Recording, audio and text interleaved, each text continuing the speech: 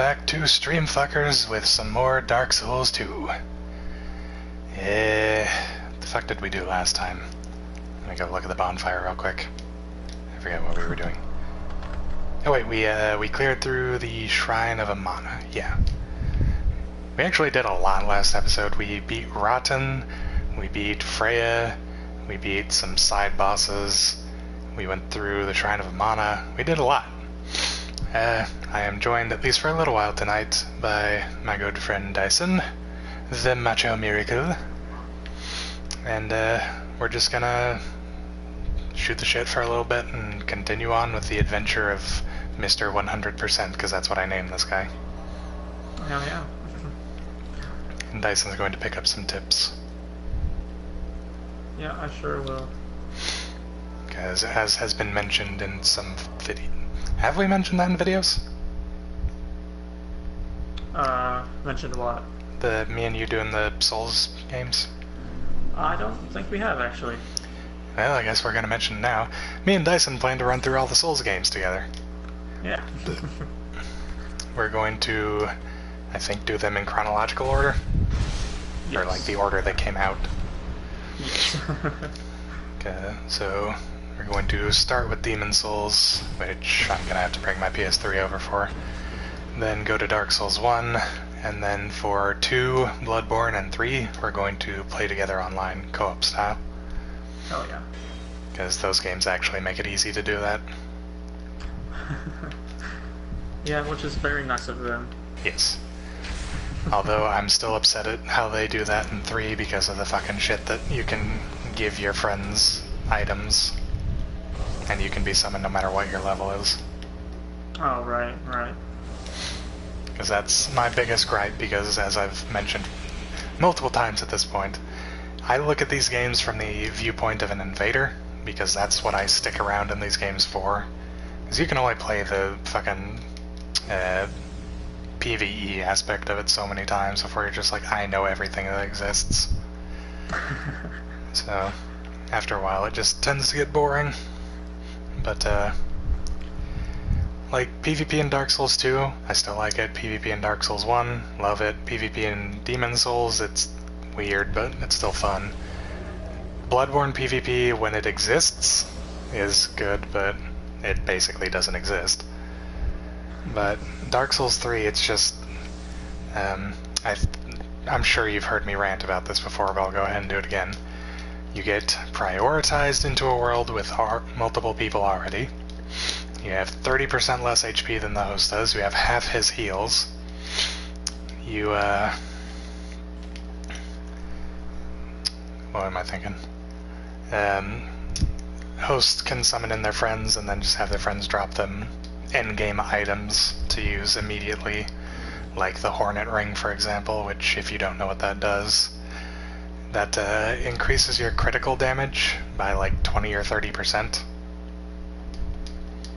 So in the early game, if you have somebody using a dagger who has a parry tool, they parry you once and you just instantly die. And it's like, well, people always say, well, you have the enemies in the area, you can use them to your advantage, and it's like, yeah, I can, until the host uses a Seed of Giants, and then they turn against me. Yeah. And that's like, well, what advantage do I have? Nothing? Well, fuck me, I guess. And I understand, like, people are always like, well, you're coming into somebody's world who doesn't want to interact with you, and they didn't ask for you to come in and try and kill them and shit. And it's like, I get that. I understand that invaders aren't supposed to be, like, able to just shit on hosts. They're not supposed to just be able to ruin somebody's life with no effort. But at the same time, they're meant to be a threat. Like, they were designed with the intention of being, like, a punishment. Because you were that Miyazaki himself has gone on record stating that the point of invaders is supposed to be as a punishment for going human, because going human makes the game easier. Because you have more health in Dark Souls 3, and in Dark Souls 2, but in Dark Souls 2 you can be invaded while hollow, so that doesn't really apply. But in 3 you have more health, you can summon up to 3 phantoms, And, like, these phantoms can give you shit that just makes it so much easier for you to do everything in the game. So, having an invader come in and be an actual challenge, you know, an enemy that's not stupid, it's supposed to be like, this is the give and take. This is what you're supposed to, like, have to deal with because you made the game easier on yourself. And then it's just like, well, the invaders are just fucking an annoyance at this point in the series. Like, they serve no purpose. How, like, far behind, like, my view is in the stream. Like, right now, you just picked up something. According to Brandon, it's like a 7-second delay. Well, that might be for him. It's different for everybody. Because you just tell me when you and got okay. poison or whatever. Tell me when you see me kill a ghost in a wall. Okay, right there.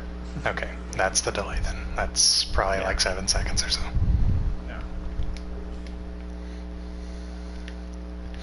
Yeah, I don't know. That's not too bad because whenever I stream on Twitch, people have always told me it's like 5 seconds. Yeah. So that's better for like actually chatting with the people. Yeah, like I said, invading in Dark Souls 3, it's not even worth it.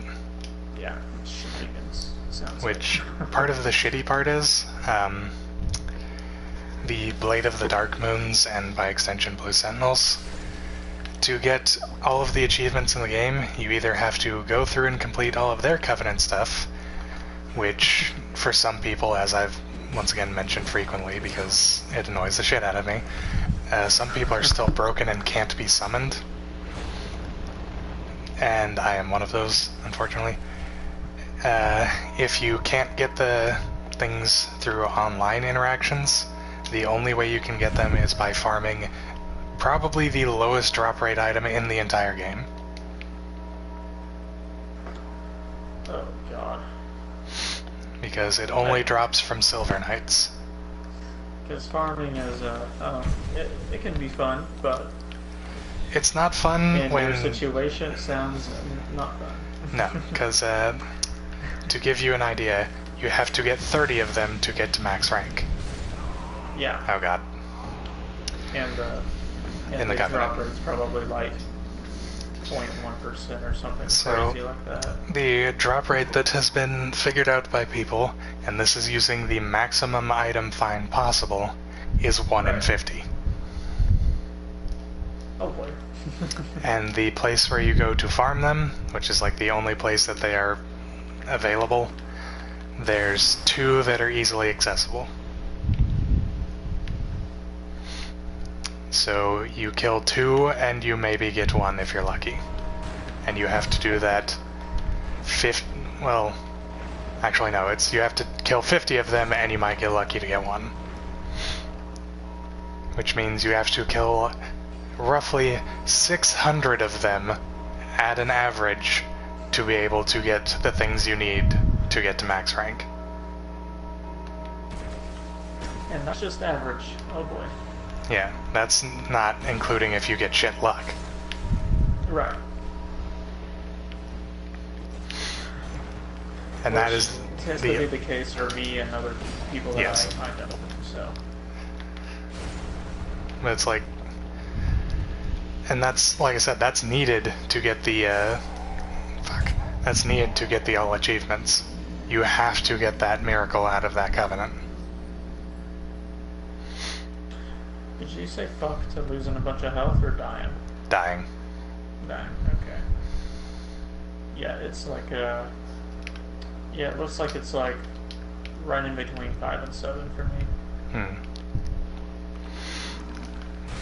It's definitely around 7 though. I'd say it's closer to 7.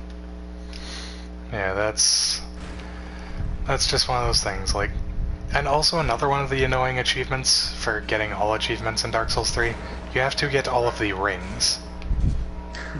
Which means you have to go through 2 New Game Plus cycles to get the upgraded versions of rings. That one I've heard from other people, like that I've watched during the game, like Man versus Game and stuff like that. I've heard people bitch about that. Yeah, because it's That like one that it's one like I'm used to you're hearing.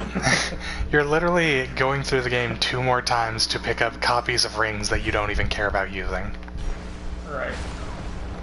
Especially since the Ring City came out, because there's +3 versions of some of the most useful rings in the game. So it's just like, what the fuck is even the point when you can get better shit in your first playthrough? Right. I am going to get a drink real fast, so I'll be right back.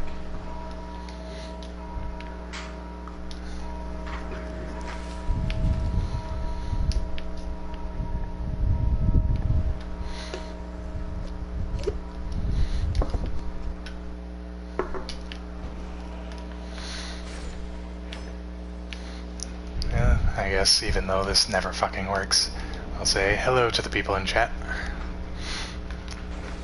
If it's anybody that has been in chat before, it'd be nice to know so I can say hello to you more specifically. Or anybody new if you just feel like saying hello. I'm not picky about that.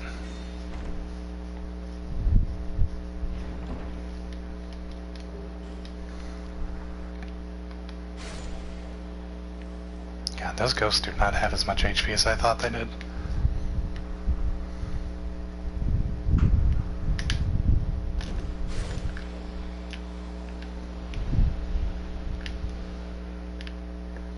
Let's see. I am back. Hello.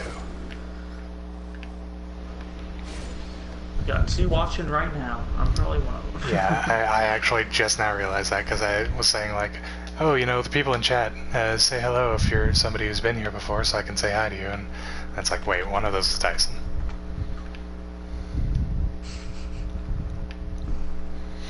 Hello. You fuckers wake up.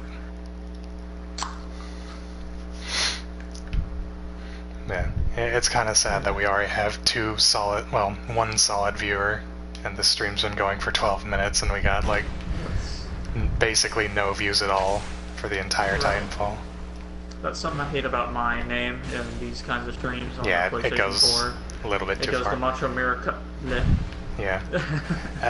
One thing I've noticed, YouTube stream does not really let you type really long messages. Also, I would like to point out, I just got both of the sides of the dual grade shields. Nice. Yeah, it only lets you do 200. Yeah. Oh wait, I put these on backwards. Type to your heart's content, motherfucker. Yeah. Yeah, you can use these if you dual wield them as a weapon. Oh, that's awesome. Yeah. I think I know what I'm doing. Well, unfortunately you have to get near to the end of the base game to do this, but... Yeah. So, for the end of the game, that's what I'll be doing. Okay. We're gonna go, I'm gonna go as ridiculous as possible. You have to have, like, half as much as the required on top. So, like, these need 33, so you need, like, 17 extra strength. So, you need, like, 50 strength to be able to dual wield these. Gotcha. But, yeah. Wait, where's my spear? There it is.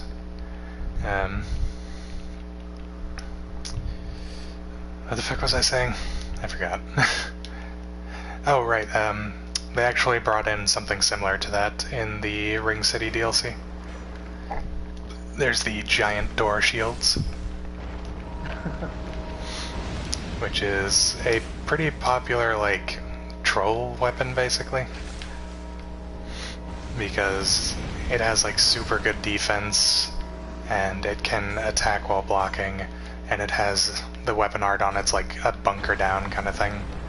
So you just, like, slam... Ow, God. I'm gonna die here. Yep. Fuck. But, you, like, slam the shield down, and then you basically lose, like, no stamina, and you take no damage from, like, anything. Like, if somebody throws a fucking chaos fireball at you, you take like 30 damage. It's fucking insane.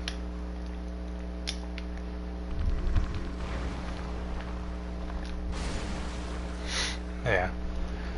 There's a lot of really interesting weapons in the Ring City, which we will get to eventually. Sweet.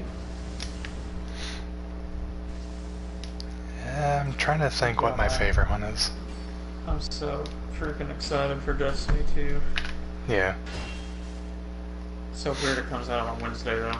That's Really? that's the part that's like, yeah, it comes out on the 6th. And I'm like, alright. Yeah, I have a friend who already pre-ordered it. Even though they pre-ordered it after the beta ended. Yeah, so it was basically a worthless pre-order. You still get bonuses. Yeah, I guess you do.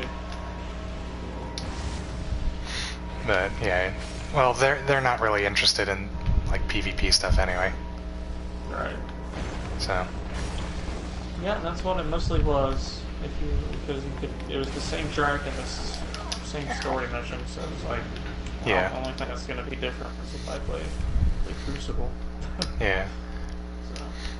I have heard that, unfortunately for me, the Hunter is not very good in Destiny 2 so far.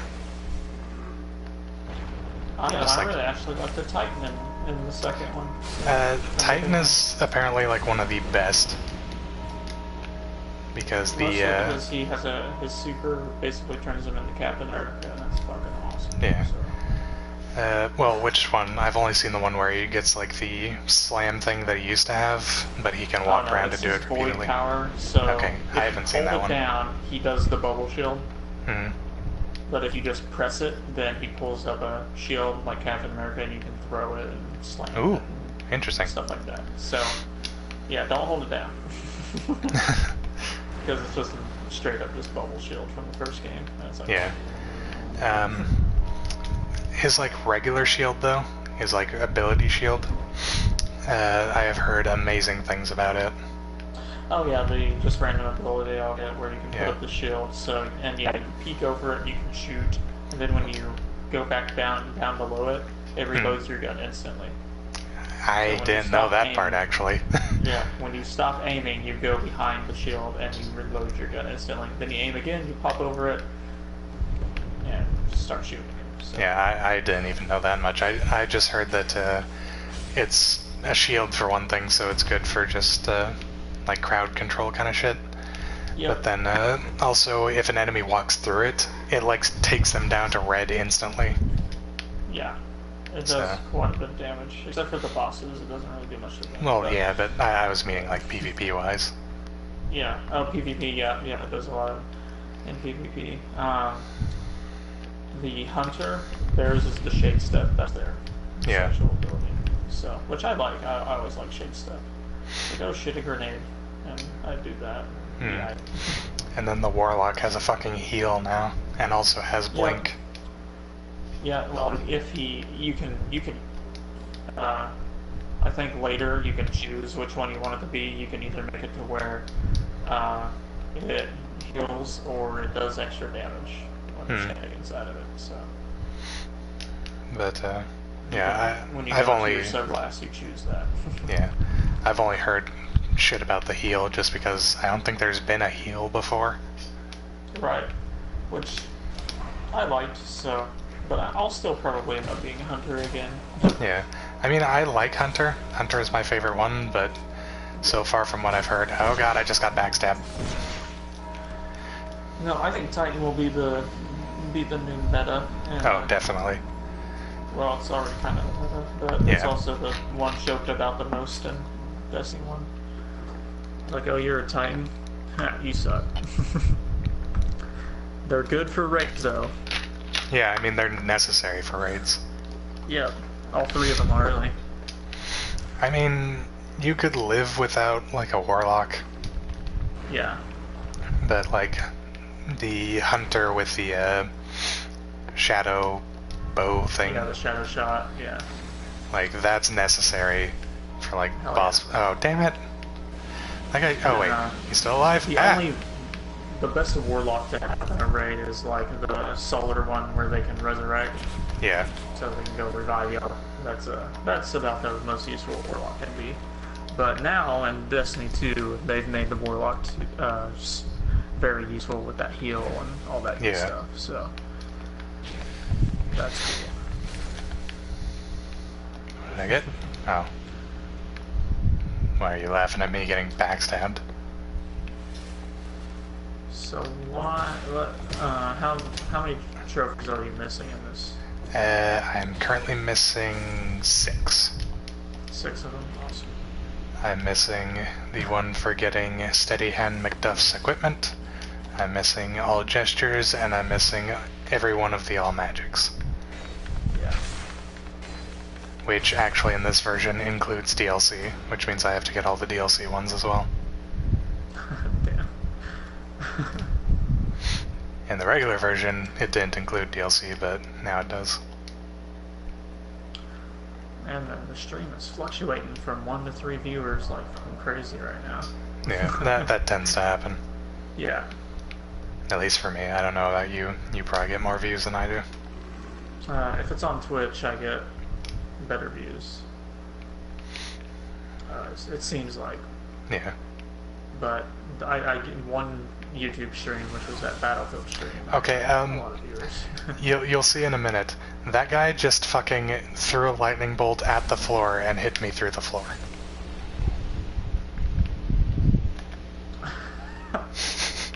Yep.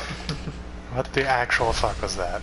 Yeah. Oh hey, there's an invisible guy there I didn't even know about. Oh fuck. Can you stop slapping me? And please don't backstab off, or backstep off the edge. Yes, I know party chat audio is odd, or prioritized. Oh, they just randomly say that. I love it when it does that. It's like, well, yeah, I kind of know that, and then it makes this big, black, ugly piece of shit. Oh hey, I got invaded by an actual person. Oh, cool. Ow. I got hit by a ghost.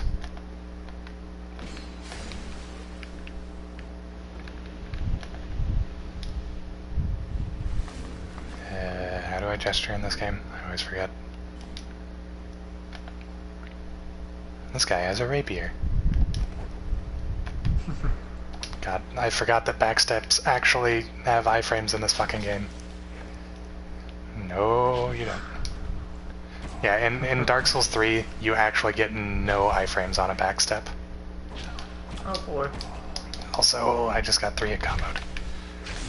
But he's dead. So, yay, I win.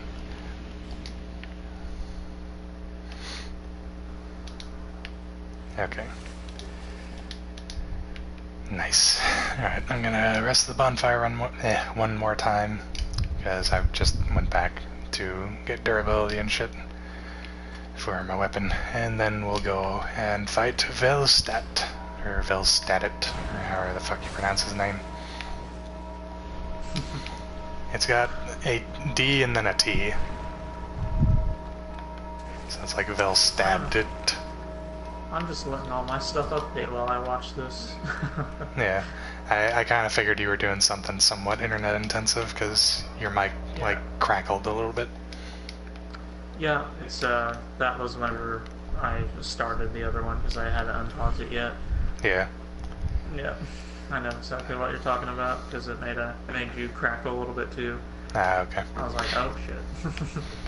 Oh wait, there's still one more of these guys. Yeah, that's weird how we're quiet, because we literally have the setting. I don't know why it'd be your headset, but it could be your headset. So. Yeah, I mean, probably because it's not meant to be used for this. Yeah, which is fine. I don't like it. I'm not freaking out about it. I mean, if anybody's freaking out about it, it's probably going to be the viewers, but... Yeah. And some viewers won't care. They'll just be like, I can barely hear that guy. But fuck. Yeah. No, with mine, I don't. And if I stream straight from the PlayStation, who knows? We might have the same problem. Yeah. The PlayStation stream service is weird. Probably because it's probably not as good as just like streaming from Twitch or something. Right. Which I need to find in Brandon's texts again the info to the channel so I can add that into my Elgato stuff. Yeah. So I can stream from there. No, were you the guy that invaded me?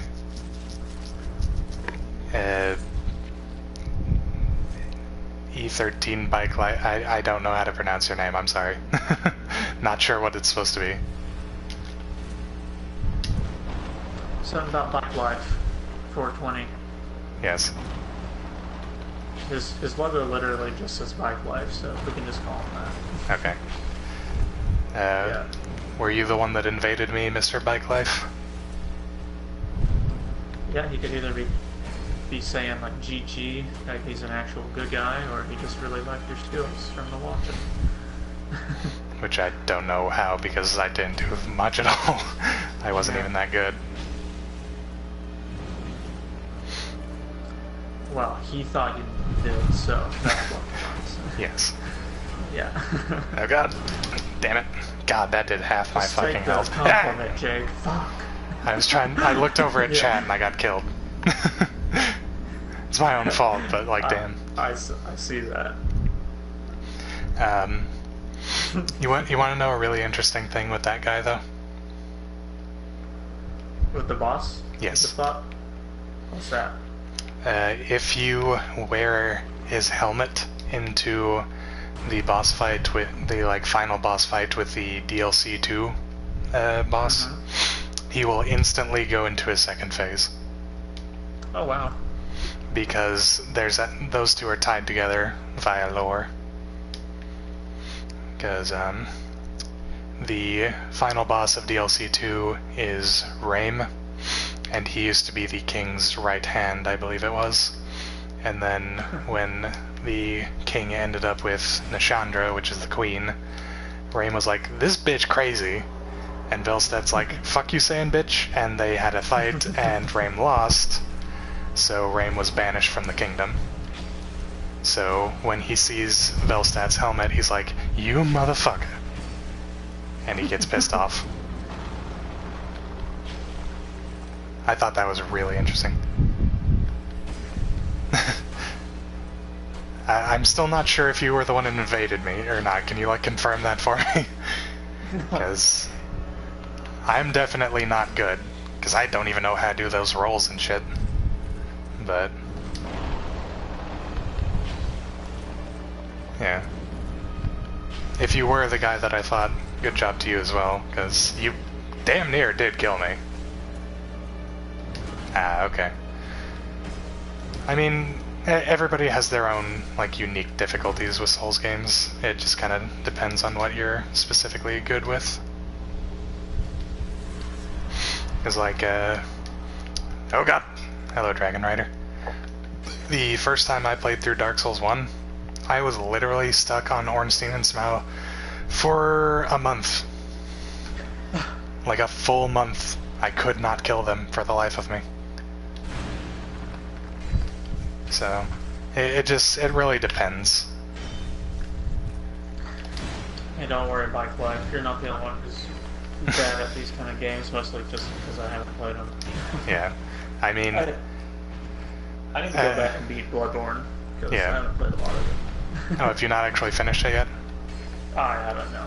You need to get the Old Hunters first. You need to play through the DLC. It's so good. Yeah. But, yeah, I am the resident Souls man.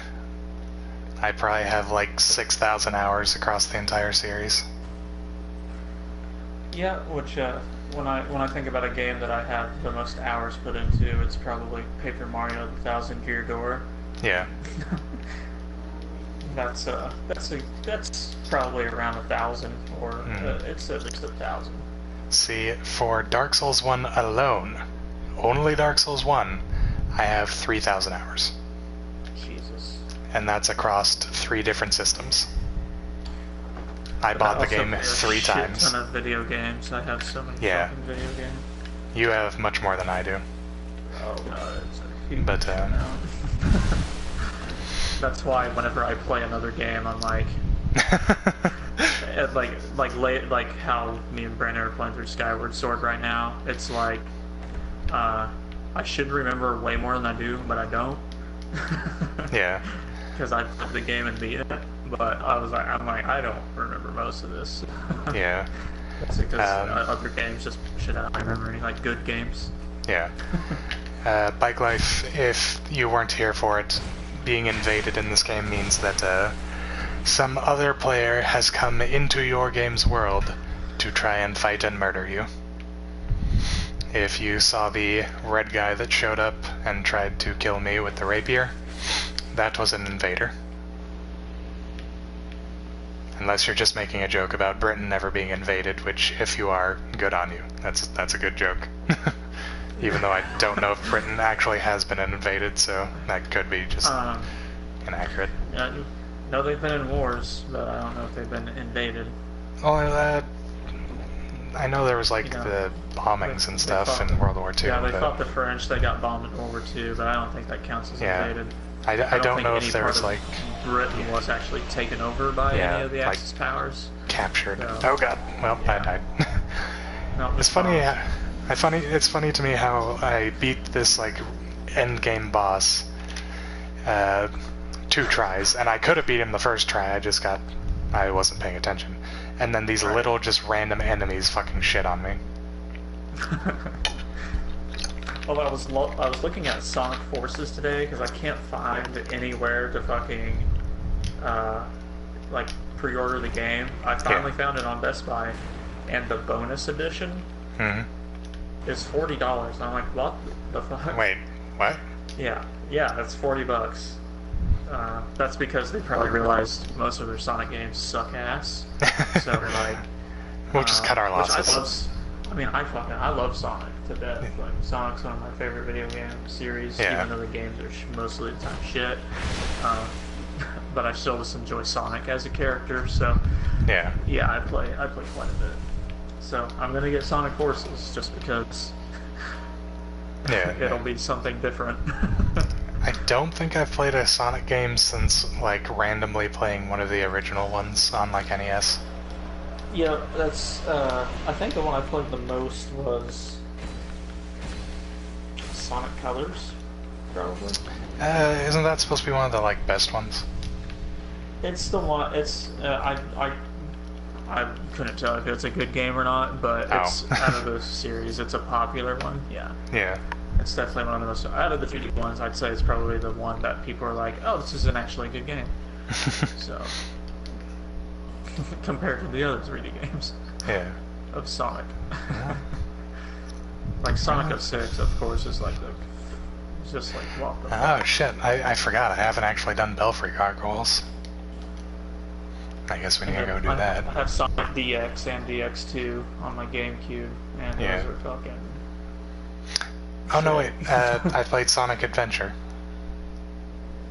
and Adventure 2 Battle. Those I like. Of course, I played the classic ones, and those are great. Yeah. Which is why I love Sonic Mania so much.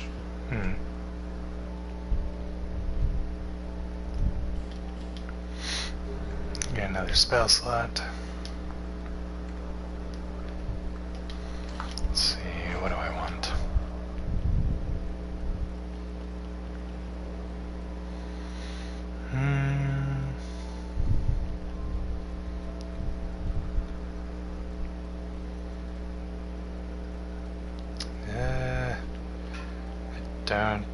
I don't have enough int for Soul Spear yet.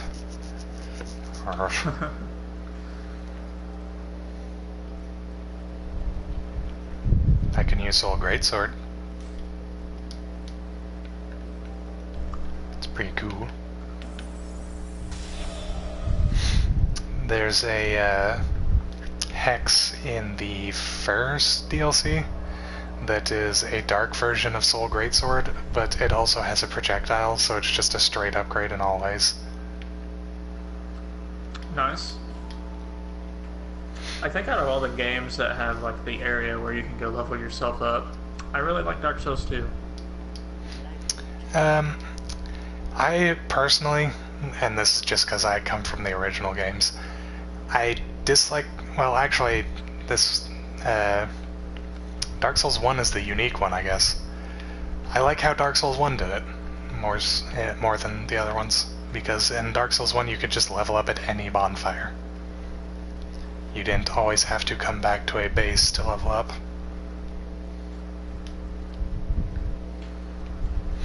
But in Demon Souls, Dark Souls 2, Bloodborne, and Dark Souls 3, there's all a hub that you have to go to.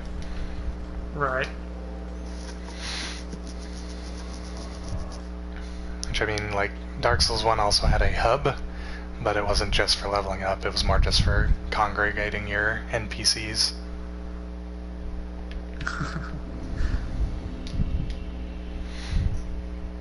Well, besides Andre, because he actually had his own place and didn't just live inside the fucking shrine. Right. It's weird to me that out of, like, all of the ones that survived, Andre is one of them. It's probably because of what his story was originally meant to be, which I don't know if you know much about that, but... Andre was originally intended to be the son's firstborn. He was originally intended to be that guy, and the way that you were supposed to get to the kiln of the first flame in Dark Souls 1 was by, you'd get to like the end of the game and he'd move a statue in the room, and then that would lead down to the path to the kiln. But I guess they scrapped that idea. Which I honestly don't know why. I would have liked to see that, but... yeah. If I had to take a guess as to why Andre survived, it's because, like, going hollow is you lose your purpose, you lose your goal, you don't have anything to, like, continue for. And that's why, like, you can hollow but not go hollow. As in, like, how my character is, like, rotting right now, but I'm not a mindless zombie. But, like, as long as you have a purpose, you keep coming back, is basically how it works. And Andre's whole thing is he's just a blacksmith. Like, his whole life goal is just making equipment for the people who go through and do everything else. So, I guess since he's never run out of people to blacksmith for, he just never lost his goal. That's not, like, in any way confirmed, that's just the only thing I could think that would explain it properly. Yeah, just the idea.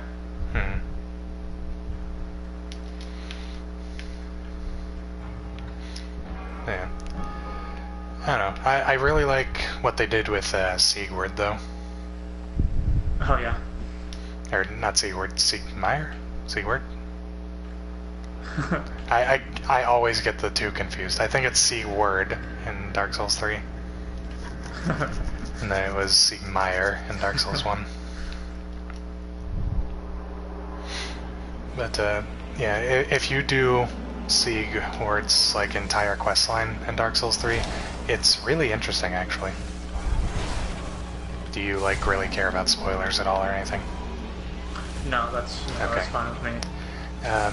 So one of the Lords of Cinder, Yorm the Giant, Sigurd is actually tied to him because Yorm was his friend before he became a Lord of Cinder, and Yorm asked him if he ever, like, abandoned his duty or whatever to be the one to slay him, and he gave him one of the two storm rulers. The other one he gave to his subjects as a sign of trust. Is like, this is the one thing you can use to actually kill me, kind of thing. He gave one to the citizens of the profane capital, and he gave the other one to Sigurd. Nice. But if you go through Sigurd's entire questline and get him to the end, he actually joins the boss fight with you and uses the storm ruler that he got. And then after you finish the fight, as long as he survived, he will give you one final toast and then drink a poisoned Siegbräu, because he had fulfilled his duty and had nothing left to live for. So, I really, really like his questline. Yeah. Henri and Horse's questline isn't bad either. and they're tied to Aldrich. And then there's Hawkwood, who's tied to the Undead Legion, the Abyss Watchers. Although, well, no, his questline actually is interesting, it's just not interesting in terms of the boss fight. Because he's not summonable for the boss fight, and you don't, like, do anything specific with him. But he has a questline that's unrelated to the boss. He's a deserter from the Undead Legion, is his thing. But his whole thing is the Path of Dragons. Like, he's trying to become a dragon. Right. Which, the dragon form in Dark Souls 3 is the worst that it's ever been. Like, you get basically no benefit other than resistances, which aren't even important, because, like, bleed and poison basically don't even exist anymore. Right. And then, like, you are counted as not wearing armor, which means you take a shit ton of extra damage, because for every piece of armor you're missing, you take 25% extra damage. Oh man. Yeah. So your count is naked, so you're taking basically double damage. Or the full damage of a weapon. And then, you don't get any bonus damage to your fists like you used to in Dark Souls 1. You don't get any special, like, weapon or anything that comes with it. And they gave you, like, upgraded versions of the stones, like the body stone and the headstone, but they're both useless. Completely useless. Because they scale with int and faith, but even at 99 of both int and faith, they barely do damage, and they're also both significantly slower than the base versions of the stones. Because, like, the body stone gives you the roar buff that increases your damage. The upgraded one I don't think gives any extra damage, but it summons 2 giant dragon hands to slam down in front of you. But the animation for that is incredibly fucking slow, and you don't get the damage buff until the hand slam. And the damage buff only lasts, like, 6 seconds or something.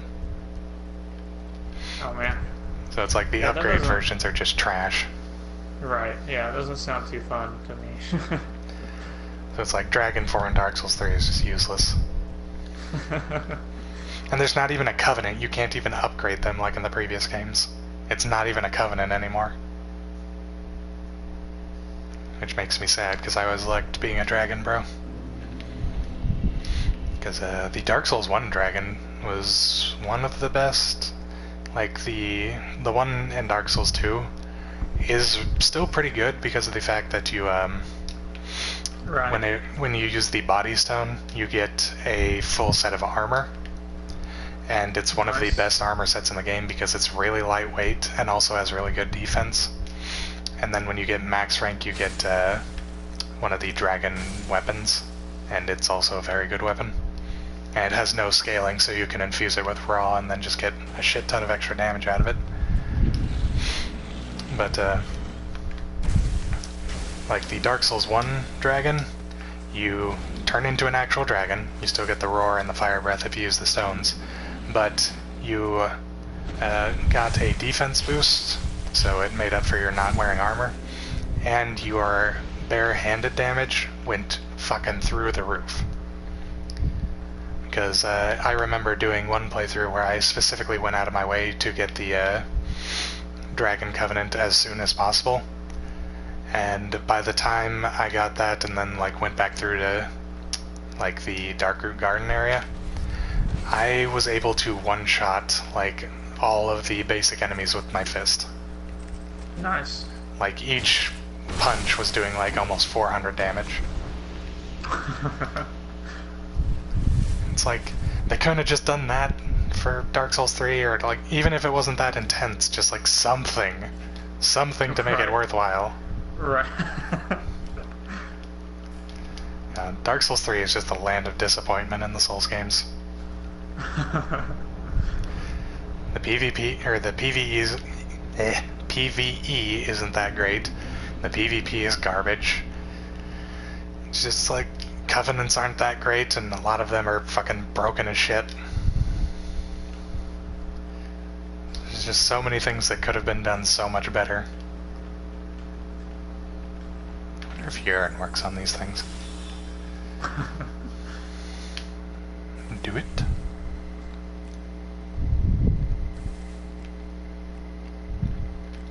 Not sure. These things are not even aggro though, so I don't fucking know. Oh, now they are. I don't know why, but these little gremlin things drop, like, rare weapons. Huh. And spells. You can farm them to get, like, multiple copies of Affinity, which is the Dark Orb things. Nice. Which is one of the best spells in the game.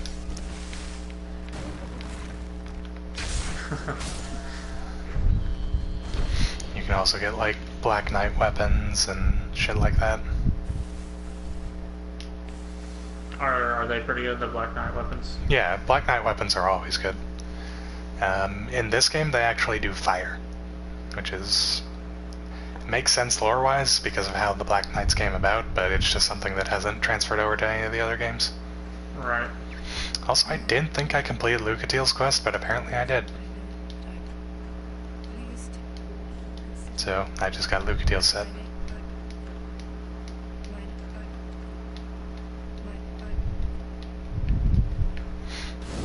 All our viewers left. Oh well.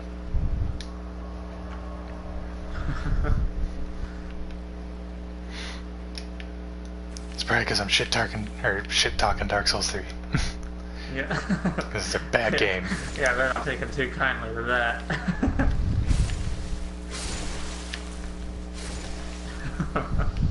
Yeah, nothing.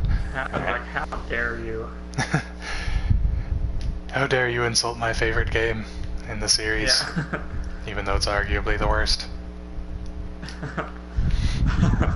Like, fucking unpopular opinion here, I genuinely enjoy Dark Souls 2 significantly more than Dark Souls 3. Yeah. Because the PvE is actually the best out of all of the games in this one. Because there's not... you get the most shit out of going into New Game Plus in this one. Because there's new enemies that show up, like there's the phantom enemies that will show up. It's the first introduction of like the upgraded versions of rings and spells and shit. Nice. You also find like upgraded, like pre-upgraded weapons and stuff. Oh, nice.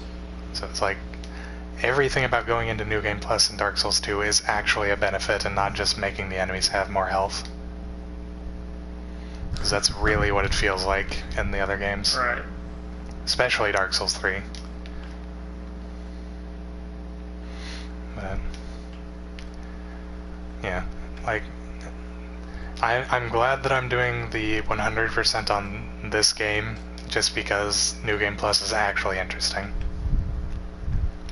Yeah. Because I gotta go to New Game Plus 2 to get the last couple of spells that I'm gonna be missing. Also, I don't know if you know this, Basilisk's eyes aren't the big ones, they're little things right next to their mouth. Nice. Which this guy's mouth is clipping through his goiter. You see the tiny little eyes?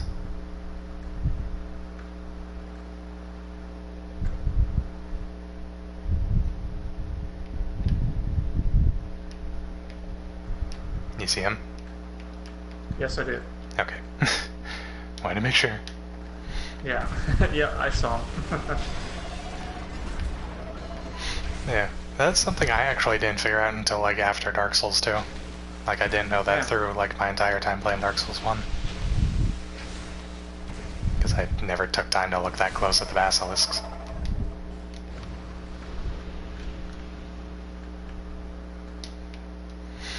Also, Dark Souls 2 is the only game where basilisks are an actual threat. Because this is the only game where they have a physical attack.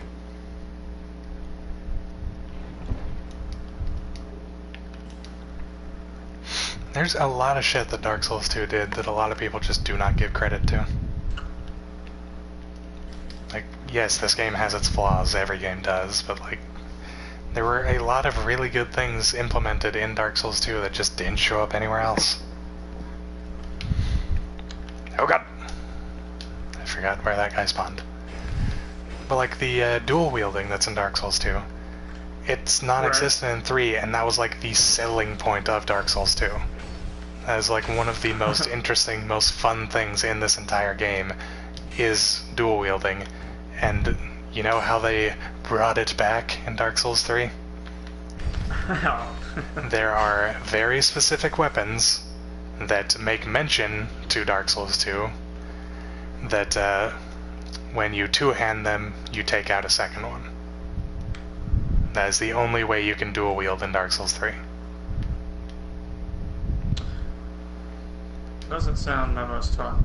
Nope. And it's not even like you can use two different weapons, they're two of the exact same thing. Like you can't use a short sword and a scimitar together. Or like a spear and a halberd or shit like that. Right. So it's all kinds of dumb stuff. Yep. Like everything Dark Souls 2 did right got left out of Dark Souls 3.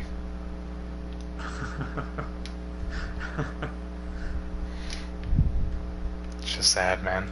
Like, people give B Team a ton of shit, and like I said, I'm not going to say this game's perfect, but they couldn't have at least taken some of the cool ideas, some of the good things out of this, some of the feedback that we fucking gave them. Like, it took until a few months ago in Dark Souls 3 for them to even patch in a small, not even a good, but a small fix for hosts being able to summon phantoms infinitely. Because now, when you kill a host phantom in Dark Souls 3, they have like a 45-second timer before they can summon another one. Oh man. But considering you can have up to 3 phantoms to begin with, it's like by the time you kill one, and then you're stuck dealing with the other 2 and still the host, they're just going to run out the timer and then go back and summon their friend again.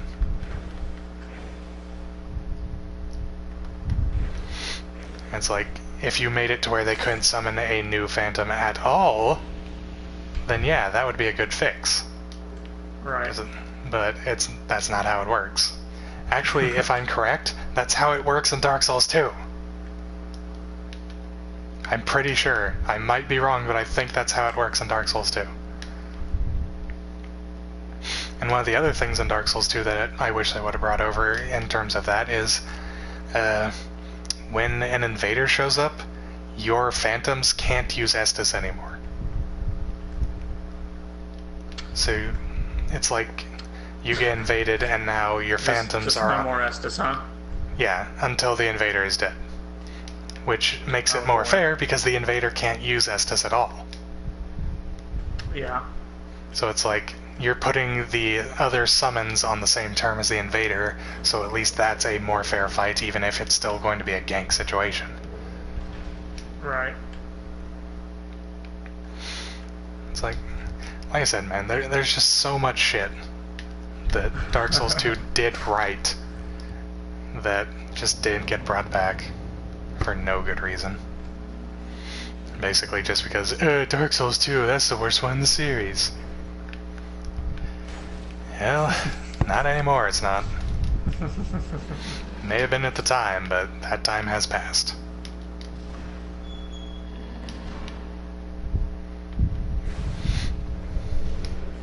And as Brandon tends to point out, I used to like Dark Souls 3.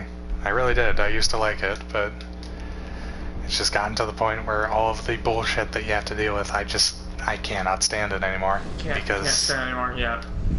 I'm an invader, and if you fuck up the invasions, you fuck up the thing that I care the most about. Because after I've beaten the story mode like 3 times, I know everything there is. Like, there's not anything that I'm missing at that point. So it's like, after that, what the fuck am I staying around for other than the PvP? And if the PvP's bad, there's no reason for me to stay.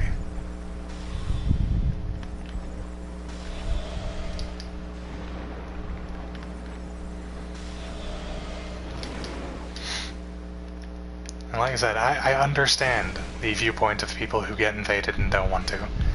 But here's the thing. For one, if you don't want to be invaded, either go offline or don't play while embered. That's the whole fucking point. That's what it's supposed to be. Yeah. If you don't want to be invaded, then don't make yourself able to be invaded. Like, it's supposed to be give and take. You are supposed to be punished for making the game easier on yourself. So if you don't want to deal with invaders, don't deal with any online interaction at all. That's how this shit is supposed to work. But no, why can't I play through the game with my friends without having to deal with this asshole coming in and trying to kill me? Because this game is not supposed to be easy. It's not supposed to be something you just... excuse me. Something you just stroll through. Right. Yeah, it's like, not supposed to be easy. This is Dark Souls.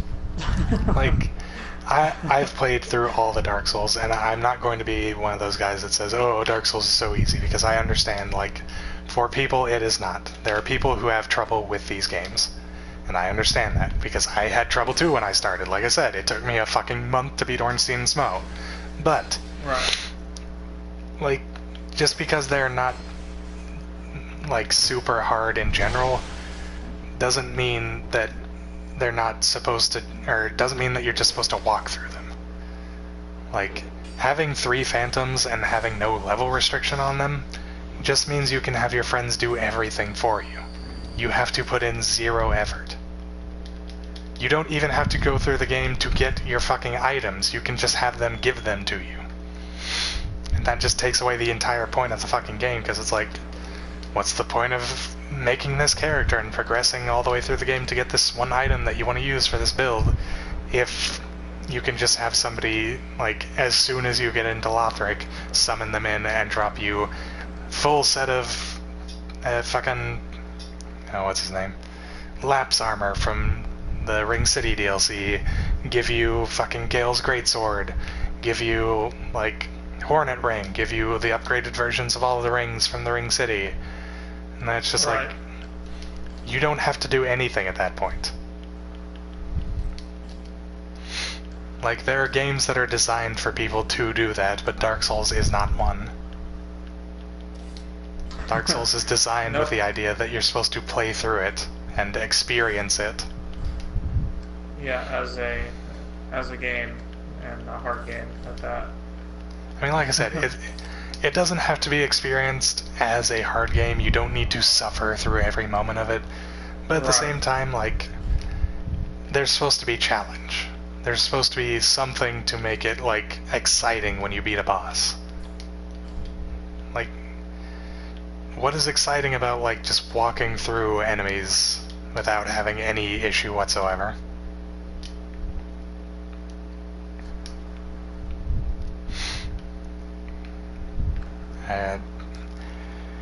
I don't know, man. There are people who, like, there are people starting from Dark Souls 3 who have literally called for invaders to be removed from the game entirely, so that just tells you the kind of environment that we're dealing with now. Oh, yeah. Like, people are calling invaders griefers. Really?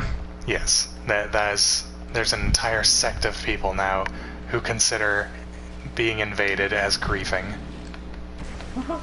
Even though, if I'm remembering correctly, the, like, technical definition of griefing is ruining someone's game. Yeah. It's like, oh no, you died once and were set back very slightly. Oh no, your game is ruined forever. Yeah, forever. You'll never make a comeback. It's not like fucking Minecraft where you can, like, spend years building this one thing and then some asshole comes in with TNT and blows the whole thing up. Right. Like, that I can understand as griefing, because that's like, you put a shit ton of time and effort into this thing and it's not easily able to be regained. Like, to make up the progress that was lost, it would take you significant amounts of time, effort, and just patience. But in Dark Souls, like, you die, oh well, you go back like 5 minutes to the last bonfire and you do it all again. Yeah. which you'll probably end up doing anyway because you're probably gonna die through normal means. Along the way anyways, Yeah. From realizing what's going on to enemies and all that. Yeah, like your first time through an area, you're not gonna make it through without dying at least once, more than likely. Right. It's like, if that's what griefing is, the NPCs are griefing more than invaders. Because the NPCs are actually more likely to kill you than an invader in Dark Souls 3. Right. Especially considering you can turn the NPCs against the fucking invader. Not to mention, there's Red Phantom NPC invaders that will attack other regular invaders.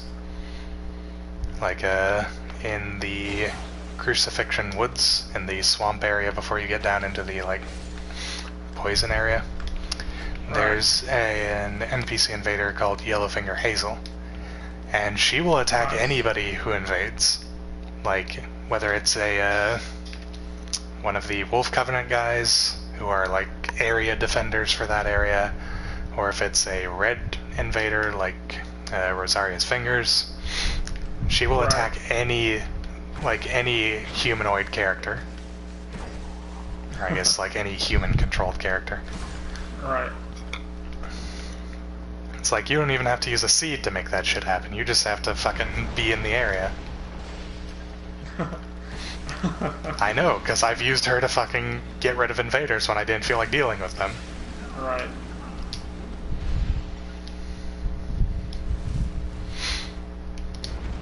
Yeah.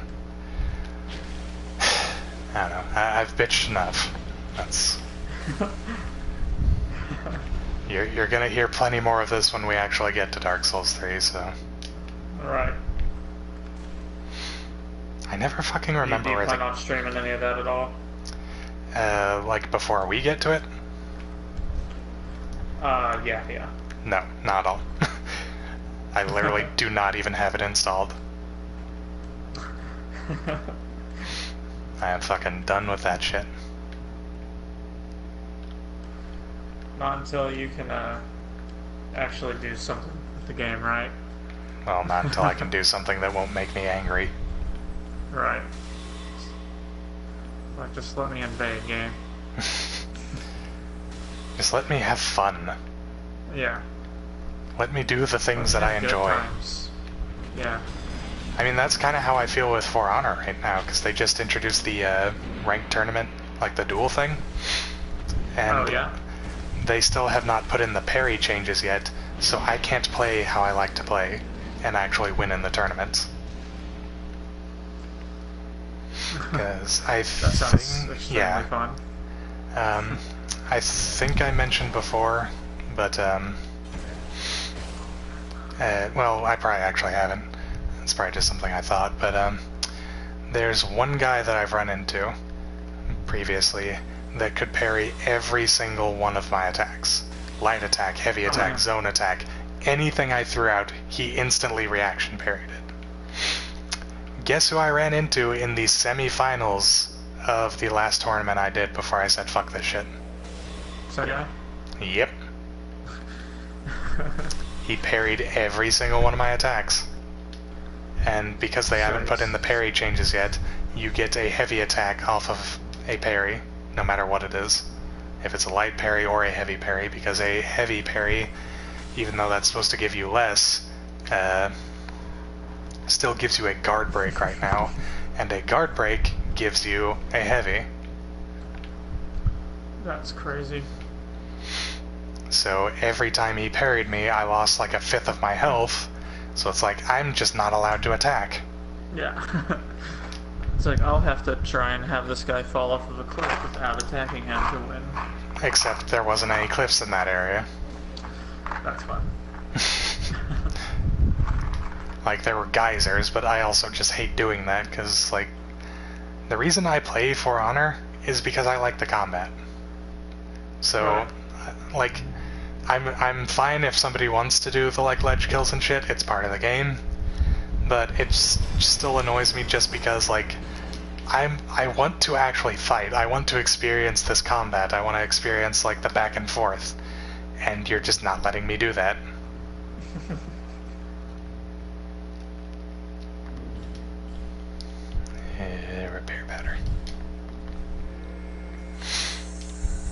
Yeah, and the worst thing is, which I normally don't care, but just because the fact that he parries everything I do, he's using what is currently considered the worst character in the game.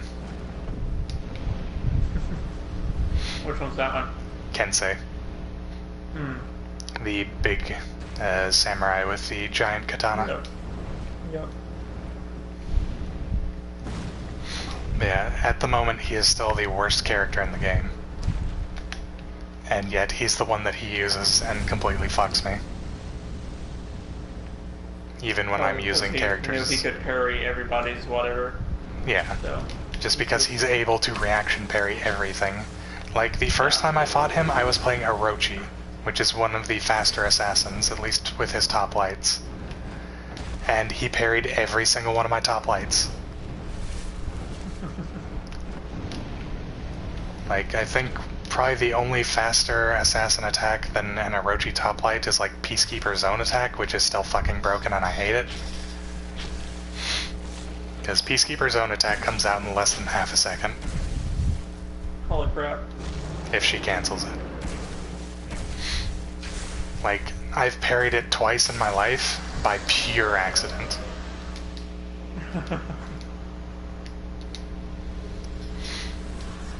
And it's just like,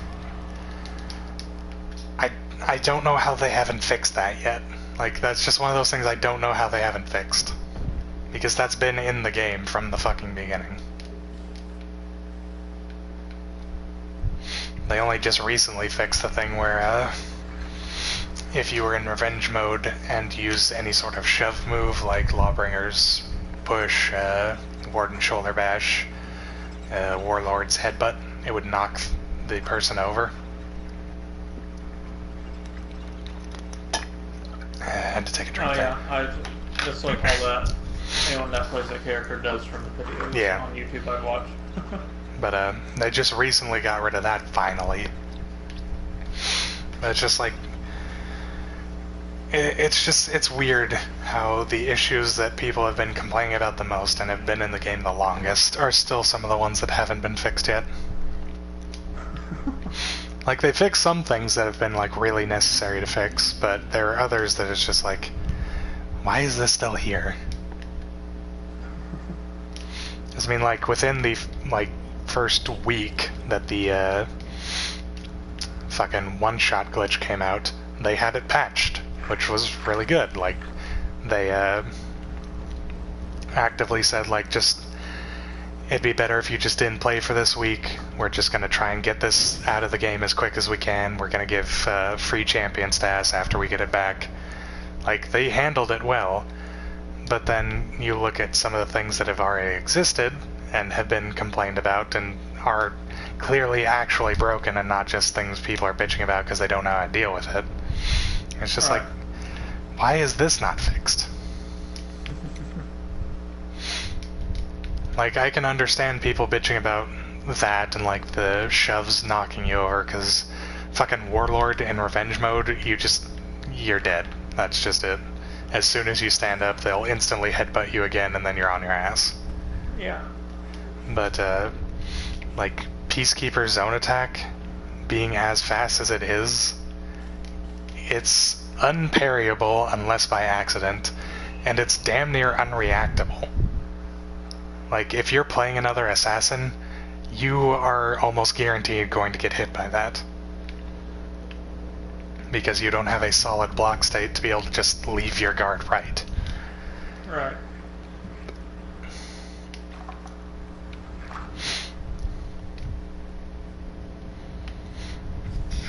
And then people are still bitching about Centurion, which is one of the most played characters in the duel tournaments right now. Because I don't know how much you know about Centurion, but if you are near a wall, you lose. That's just how that goes with Centurion. What does he use? He's the gladiator kind of guy, the Roman Centurion. Okay. Yeah, I know exactly. Not the actual gladiator, because they just put in a gladiator, but the Centurion. Yeah, I know exactly what you're talking about now. Yeah, I've seen a lot of what you're talking about in some videos that I've watched on YouTube of of that Yeah. kind of stuff. Like, if you get up against a wall, you die. That's just how Centurion works. Because they even fixed him, because before he was worse than he is now, with the ability to, like, stun lock you infinitely. But Right. now there's a thing that if he, like, pins you and then knocks you up against a wall, he gets a charged heavy. Then if he doesn't do his fully charged punch afterwards, which knocks you over, if he just does a light punch, then he bounces you back into the wall, which gives him another charged heavy, and he can just infinitely loop that. Oh boy. Like, during one of the duel tournaments I was in, I went up against a Centurion, and one of the rounds I literally just had to watch my character die. Because I could not even physically move after he hit me up against the wall.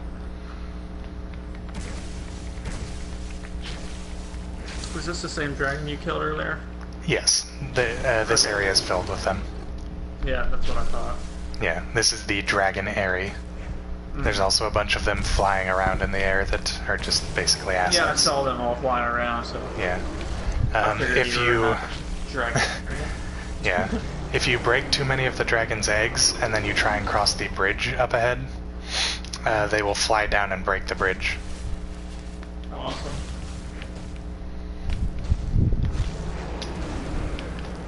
Which people use against, like, invaders, or invaders use against hosts.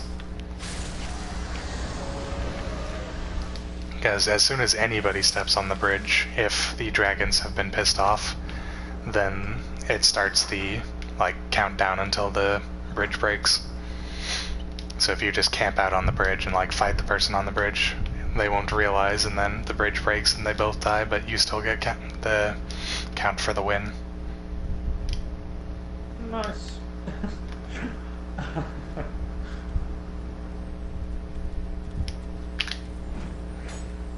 Really?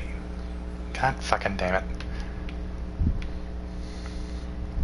I hate trying to kill crystal lizards in this game, because they don't respawn after, like, they fade away if you just, like, quit out and start the game again. You actually have to go back and rest at the bonfire. Yeah, I saw exactly what happened there. Yeah. Fucking spear went right the fuck over. Yeah. And then it disappeared. It's like, oh, fuck. Yeah, that was how you farmed crystal lizards back in Dark Souls 1 in the Great Hollow. Because they actually, in the Great Hollow, had random spawn points. So you just,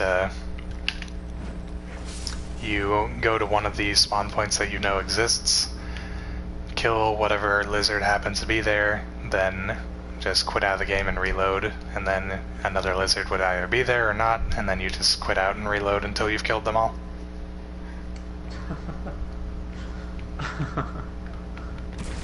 Yeah, that was how you took care of crystal lizards and them.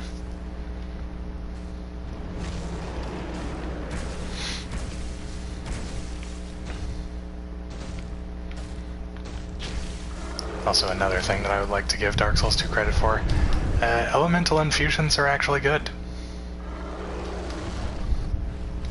Like, even after they have patched them in Dark Souls 3, the only ones that are worth using, well, pretty much the only one worth using, but I guess lightning kind of works as well, is dark and lightning.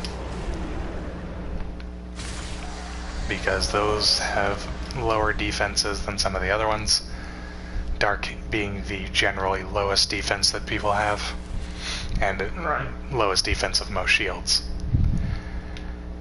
But the thing with infusions in Dark Souls 3 is you can't buff your weapon with that type of infusion afterwards.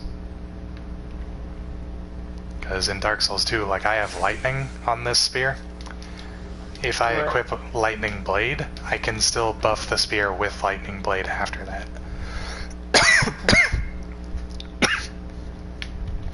So I can make the lightning damage really good. But in Dark Souls 3, if you infuse something, you cannot buff it in any way.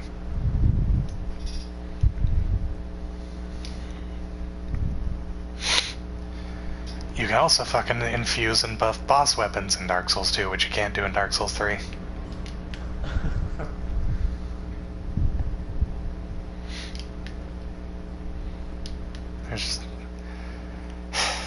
Like, the more I talk about this, the more I'm just like, God, there's so many fucking stupid-ass things. Just more of like, well, just like more hatred for Dark Souls 3. Like, every time I think about that game, I just get more and more annoyed at it.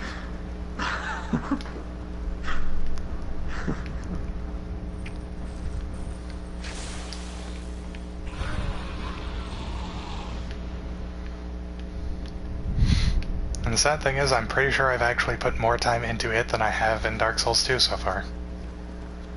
Man. Like, I think Dark Souls 2 is my least... Well, maybe Bloodborne, just because I didn't have PvP to stick around for, but like, in terms of just Souls, not including Bloodborne, Dark Souls 2 is the one I've put the least amount of time into. And I genuinely enjoy it significantly more than 3, which I have played more.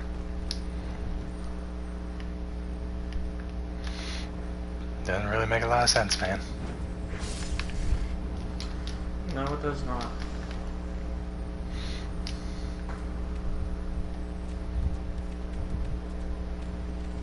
Oh god, 2 lizards. Damn it, almost. Oh god. Explodey men. Fuck. And I think because they knocked me... No, okay. I was gonna say, I think because they knocked me into that egg. Oh, great. Well, my armor broke and some of my rings. Great.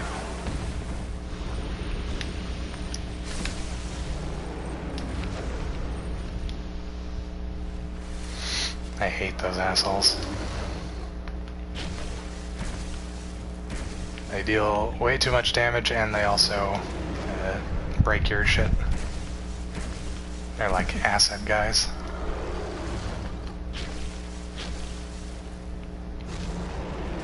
And now I gotta go spend like probably 15,000 souls just to fix all my goddamn shit.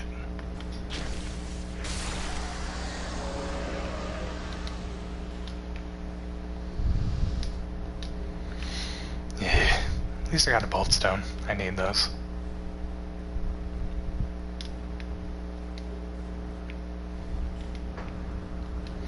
Because I need to use that on my chime to make it better. And I already have a dark stone for my dark chime. Nice. Which once again, that's another thing, you can infuse chimes and staves.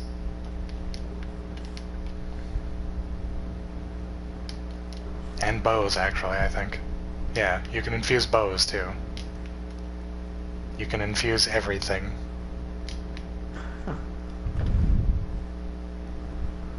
It's like, it gives you so much more variety and so many more options.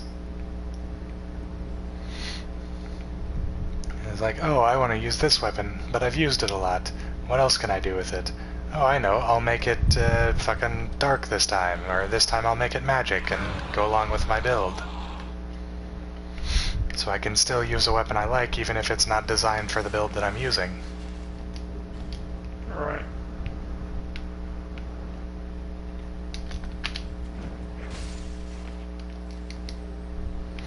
I mean, like, if I felt like it, I could put fire or magic on this spear, which has base lightning, and I could make it a fire or magic weapon. And it would still be usable.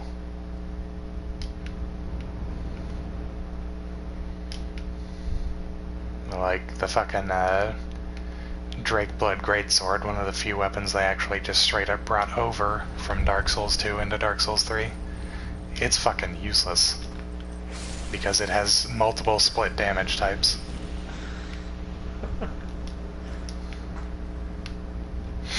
And the more damage types you have to go through, the worse your damage is, because each one of those is affected by a specific defense.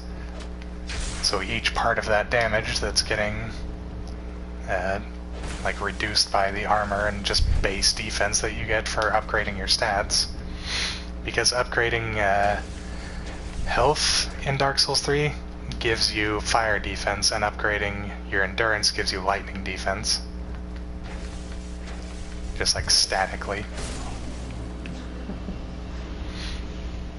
Which is why fire and lightning are like the most useless fucking things Right. Oh shit! Invader.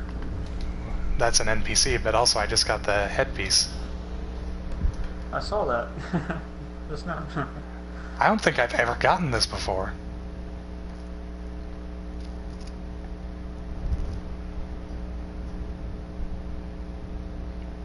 That's fucking cool. Also, that's another fucking thing. Armor pieces have effects in this game. What's that new headpiece do? It blocks anything that blocks spell usage. Oh. Or blocks spells in general.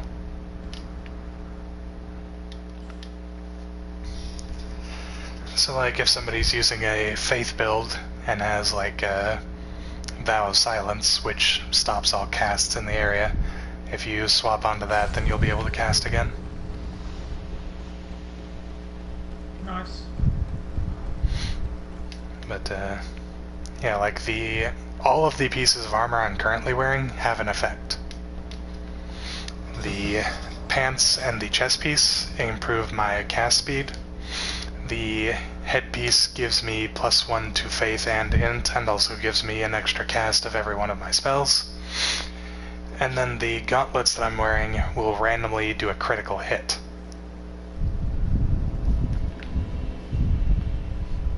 I don't know if you've heard like a little ping or like ting sound anytime I've hit an enemy, but that's what that is. I don't think I have, because I don't have like the Sound turned up. The stream muted. Yeah. But yeah, like all of these individual pieces of stuff have their own effect.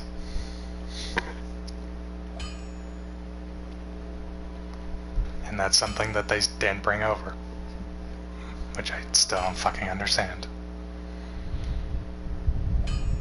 It's like every good thing that could have been brought over was just like, nah, fuck it.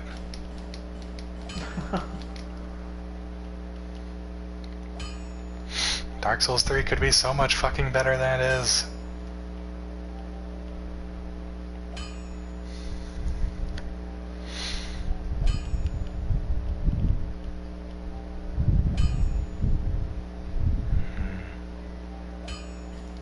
Let's upgrade this and see what its scaling looks like. Still C, okay.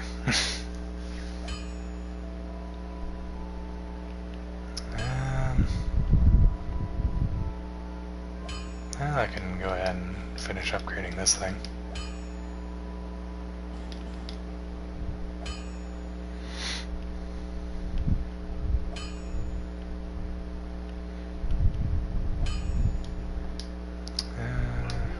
Okay, that should do.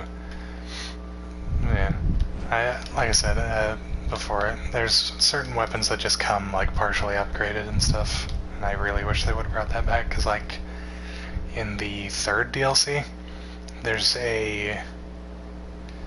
some kind of spear, I think it's a partisan, that's upgraded to +7, just lying on the ground. Man. And it's just like, that's just really nice. That's just like, you can go the DLC early and then just get yourself this fucking weapon. Yeah. You don't have to use anything. I'll just stop by here early and get this awesome weapon real fast. Alright, I'm going to go and fuse that lance with lightning, and then I'll switch over to using that for a while.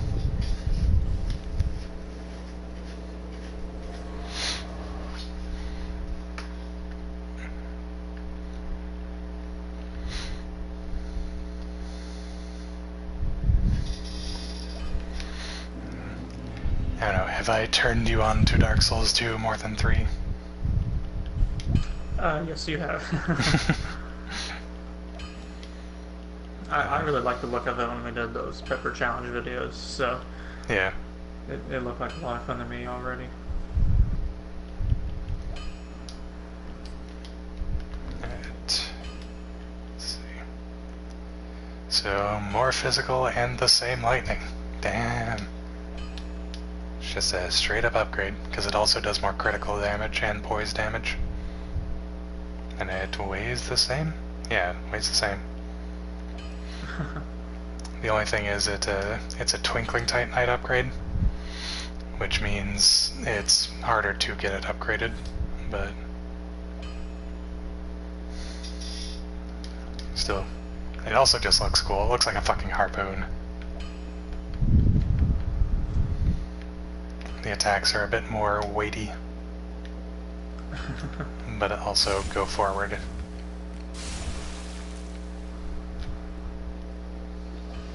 Yeah, I love backstabs with spear class weapons like spears and halberds. They're just so fucking brutal. You fucking impale them. Have I shown you a backstab at this yet? I don't think you have. Well, I think I've done it on some of the invaders, but I'll go do it on like a basic enemy real quick. Alright. Oh yeah, I did see one on one of the invaders. Yeah.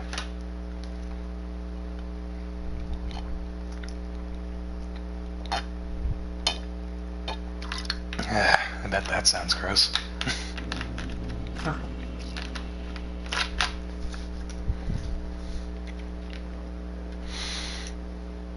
Alright. You, come here and let me backstab you.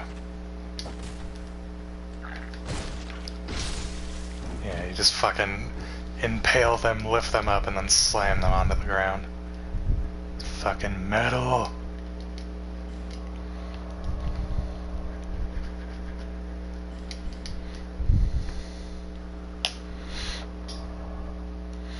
Oh yeah, do you want to see the ancient dragon fight?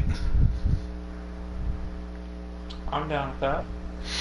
The fight that I literally did for the first time like last month.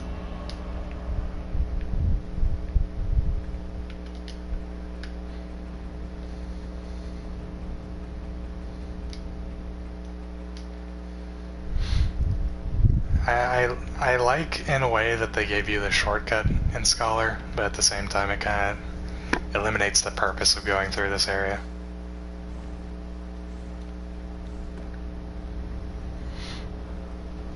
And actually I just remembered something I need to do. I need to die at some point.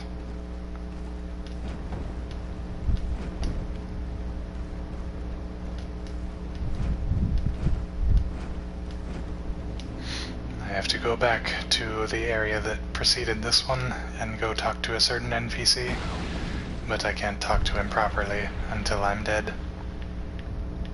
Also, this is Aldia.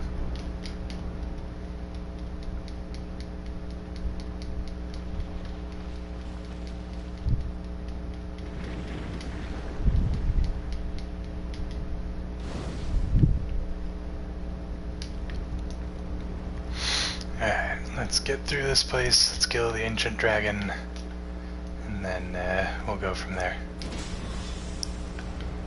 Blech.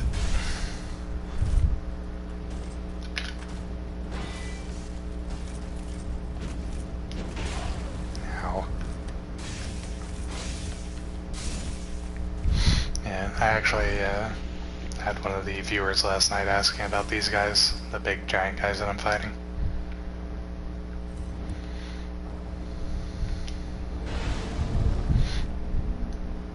Oh yeah, that's one of the things I forgot.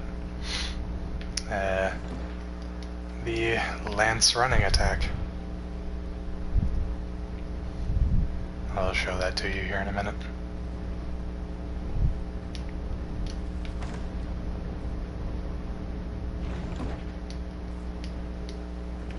Bonfire aesthetics. Yeah, the viewer that we got last night, the new subscriber, Jacksepticeye97, he was going through this area in the base version of Dark Souls 2, where it's significantly worse. Because these guys, they're all up in the area up ahead, and they're all hostile immediately. Oh, that's nice. But in Dark Souls 2 Scholar, they like bow to you and everything. Only these giant Drake Keeper guys actually attack you. Okay. Now, this guy is not the guy to try and do the running attack on. Because one of the things that a lot of people complained about in base Dark Souls 2 is if you block, these guys get infinite stamina. don't know what caused that, but that was a thing in the base version. Oh shit! I got his weapon.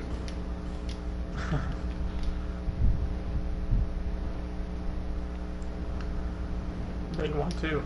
Yes.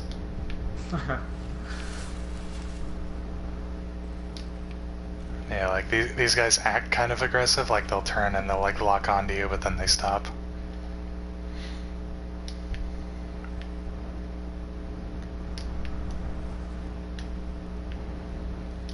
They also got rid of the guy that was up here and the priestess that was up in that little tower shooting shit at you. They made this area so much easier. Also, this guy's using a Dragon Slayer Greatbow, which is weird because he's a dragon, like, dragon acolyte.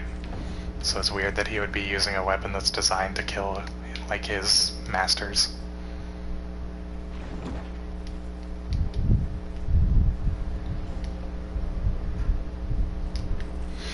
Just little things. Yeah.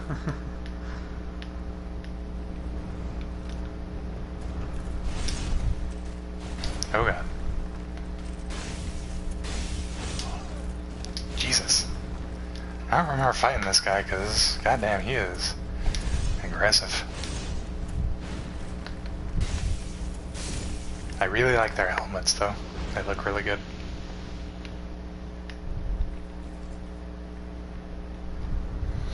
Now to go through a side area and fight an NPC, one of these guys, to get the Dragon Covenant.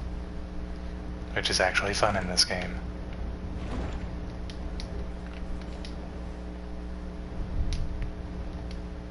Bashful Ray.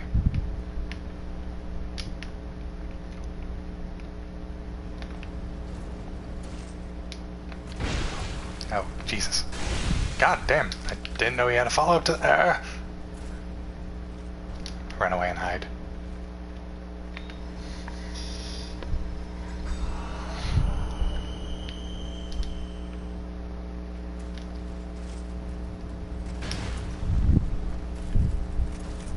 You like swing at me with your hammer? I can't attack you when you're swinging with your shield. Ah, damn it. He comboed me.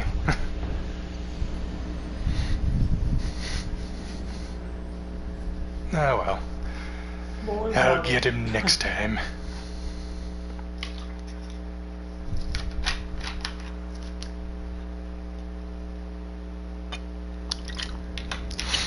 Oh yeah, that little witch hat that just showed up there.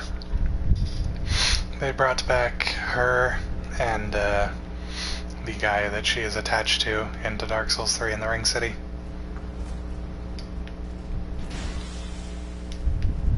Which is kind of weird, but there's some interesting lore attached to her. It's not like anything confirmed, but it seems to be like heavily, what's the word I'm thinking of? Implied that Zuli the Witch is the mother of the Hexer teacher that you meet in Dark Souls 3, Carla. Which also seems to imply that her father would be Alva, who invades you in the profane, or the Irithyll dungeon where you find Carla, and also invades next to the corpse in the Ring City that has Zuli's armor set on it. Damn it. I'm always out of stamina when he goes for that third swing, so I can't roll away.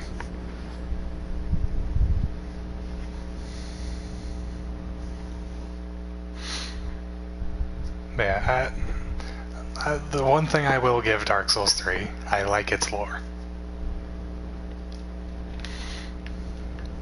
Because it's connected a lot of things that were, like, left out previously.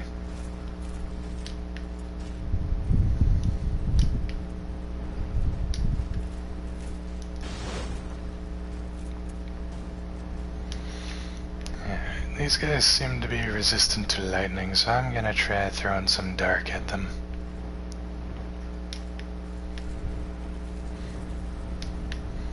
I also just wish this asshole would stop holding his shield up at all times.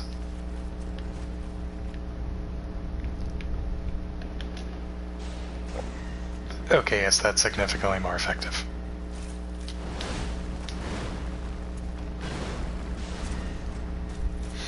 Oh, that was easy.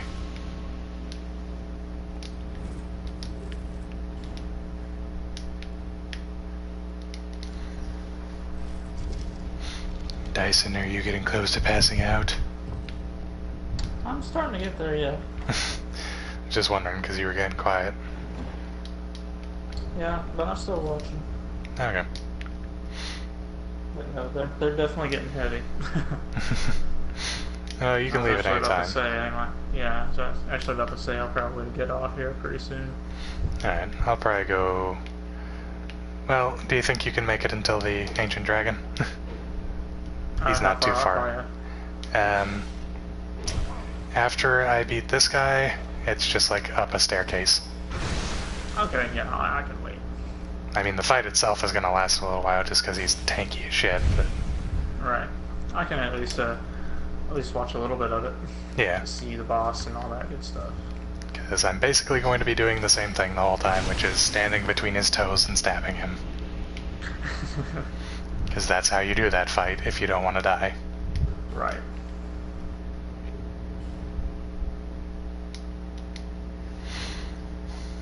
But, yeah. I'll probably go until like 2 hours and then cut off, because we did an hour and a half already with Titanfall 2. Right.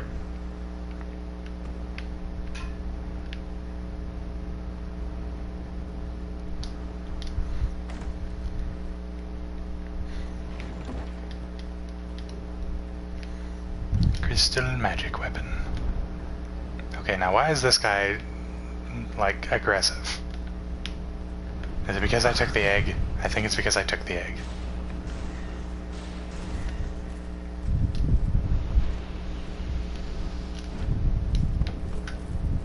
Run! Oh god, they're after me. Which I think means all the guys up here are also going to be after me. Oh god.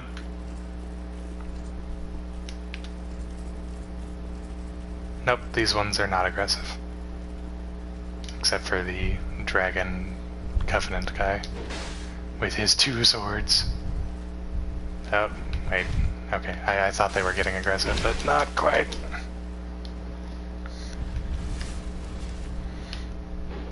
How weak are you to dark? Not very. How weak are you to magic? Sort of. How weak are you to lightning? Significantly. Well, all we have left to try is fire, but I don't have any of that.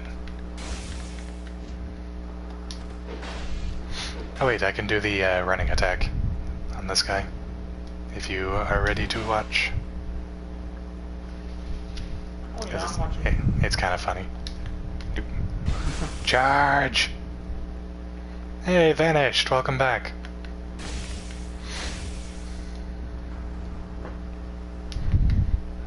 Oh damn it, I missed. No! How you doing tonight, Vanish? Oh, you're good, you're good. I'm just glad you showed up in the first place. Yeah, it's nice to talk to people when you're streaming. Yeah. Just for reference, since he wasn't here last time. Thank you for using our name. Yeah. I don't think you can parry when using the lance. Since he was not here last time, you were here. The voice you're hearing in the background is Dyson, the other stream fucker. Howdy. This is Vanished. He's one of the ones that... Good they can hear me at the moment. Yeah, true.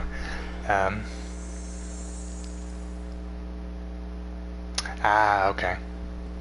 Well, that's fine. Stream was pretty good yesterday, though, if you want to go back and watch it. I did quite a lot of things and had some interesting conversations. But, yeah. I am remembering the stream I did with Brandon. Yeah. The Killing Floor 2 one, where he sounds pretty. He sounds just as good as like me with my mic. So. Yeah. So I'm not sure what's going on, but it's all good. It's not super important because you can still hear me whenever I watch the stream we just did earlier. So this is the ancient dragon right here. Yep. This is how you win. Yep. Stab his toes. I have a +5 lightning infused Have Knight Great Lance. Or not Great Lance, regular Lance. I'm not even using a Bright Bud right now. Are you doing a lot of damage, or? I'm chunking him down pretty good. Yeah, Dark like Souls I moves, so I could be doing more damage. Like I could be doing like 700 a hit. Oh god, no! This is the part where I die. Hey, I'm alive! Get back between his toes. Oh damn! He ain't fucking around. Yeah, no. If you do not have a lot of HP, that will one-shot you. I believe it. Oh no. Damn it. I almost got away. Ah, fuck. Yeah. Yep, there it is. Look at his dumpy ass face.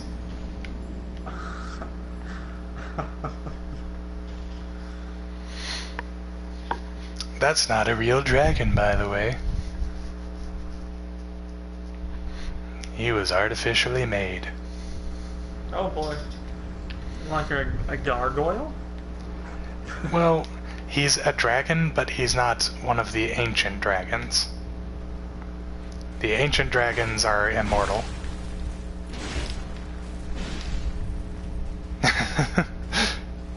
Yeah, he was made using the soul of a giant and, like, some old dragon bones. Oh, nice. So he is an artificial dragon. Nice. My favorite kind. Because there's 5 souls of a giant that you can get. One via him, and then the others from the giant memories that you go into from the item that he gives you. Oh, and nice. each one of them decreases Vendrick's defense by 20%, which, if you remember the gigantic hollow guy that was after Velstadt, that's Vendrick. Oh, okay, yeah.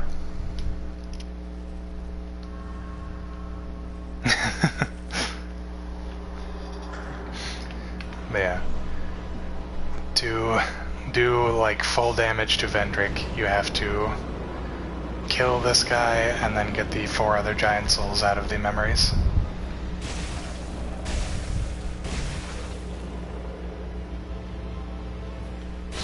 A lot of speedrunners only get like 2 souls though, which I can understand because you're trying to go fast, and to get the other souls you have to run through some kind of difficult areas, but like, it seems like getting like at least 1 more soul would be worth it, because you'd be doing an extra 20% damage.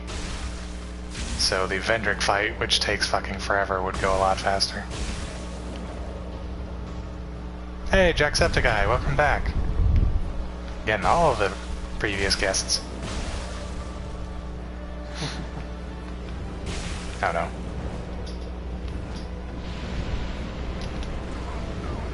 Please don't double tap me. Okay, I'm alive. Might have to go longer than 2 hours. Yeah, I mean, Yeah.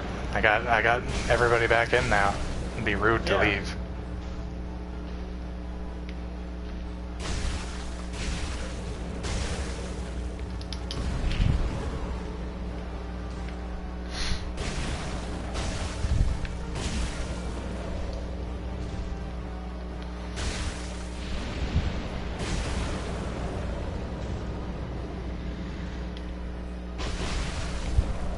Well, that did, like, no damage.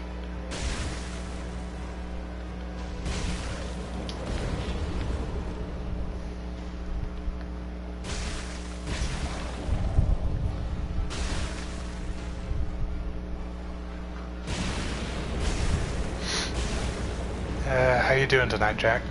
I forgot to ask that. And also, this is Dyson. I'm sure you know.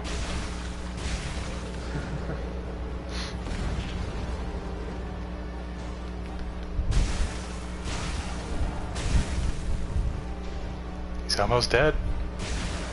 Oh yeah. Quick, switch into all the good armor for soul getting. If I wear my pants, damn it. It's good to hear, Jack. That's what you get for being a fake dragon, bitch. Yes. I'm doing alright. We did a stream of Titanfall 2 a little while earlier. God damn it, Vanished. Are you a dad? Do you have children? 'Cause these are some top tier dad jokes right now. Yeah.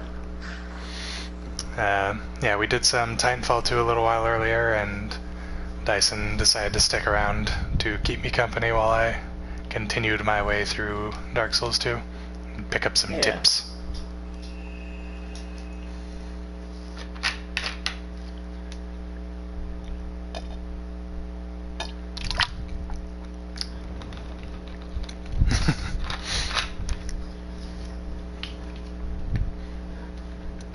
Yeah, Dark Souls 2 fall damage is... It's good. It's good.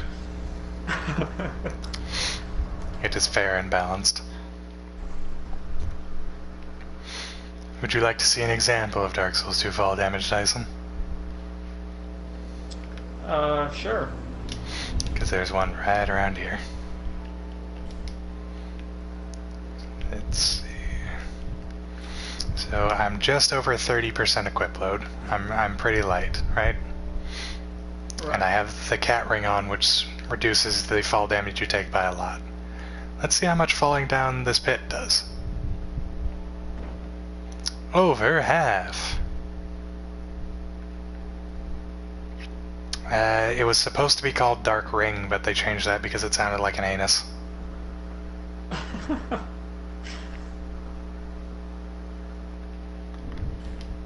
That's actually the truth. The original name of the Dark Souls series was supposed to be Dark Ring. And then they're like, wait, this sounds like asshole. I think they changed it to something else, but it was like a slur in some other language. Oh, that's awesome. So they just went with Dark Souls.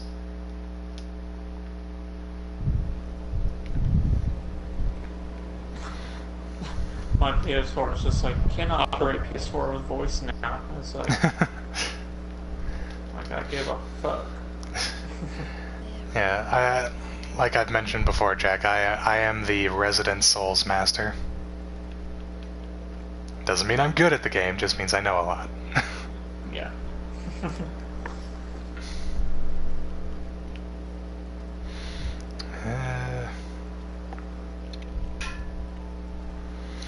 Upgrade this stuff, because I'm a dark person.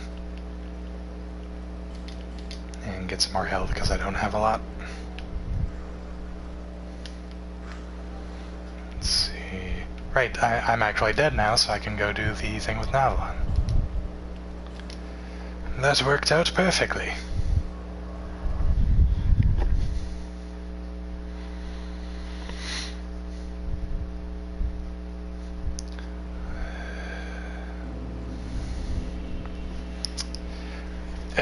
Inside your magical asshole. It's kind of like I saw a clip recently of somebody playing Overwatch and they were standing behind a widow and she went to reload and you literally see the animation. She reaches behind herself and grabs a clip from between her ass cheeks.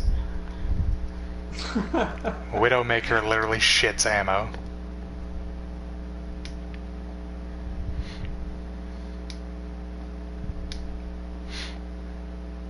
That is how video game characters work. They just have magical assholes.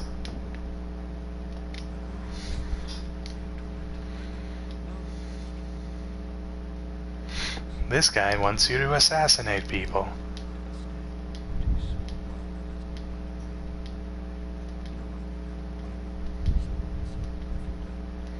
He literally says, how about a spot of murder on my behalf?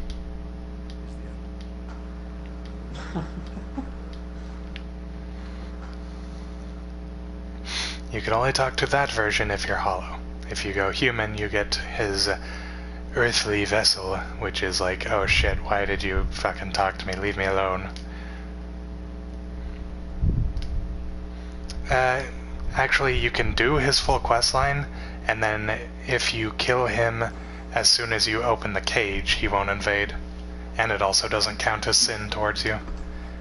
Which is also another mechanic that's not in Dark Souls 3!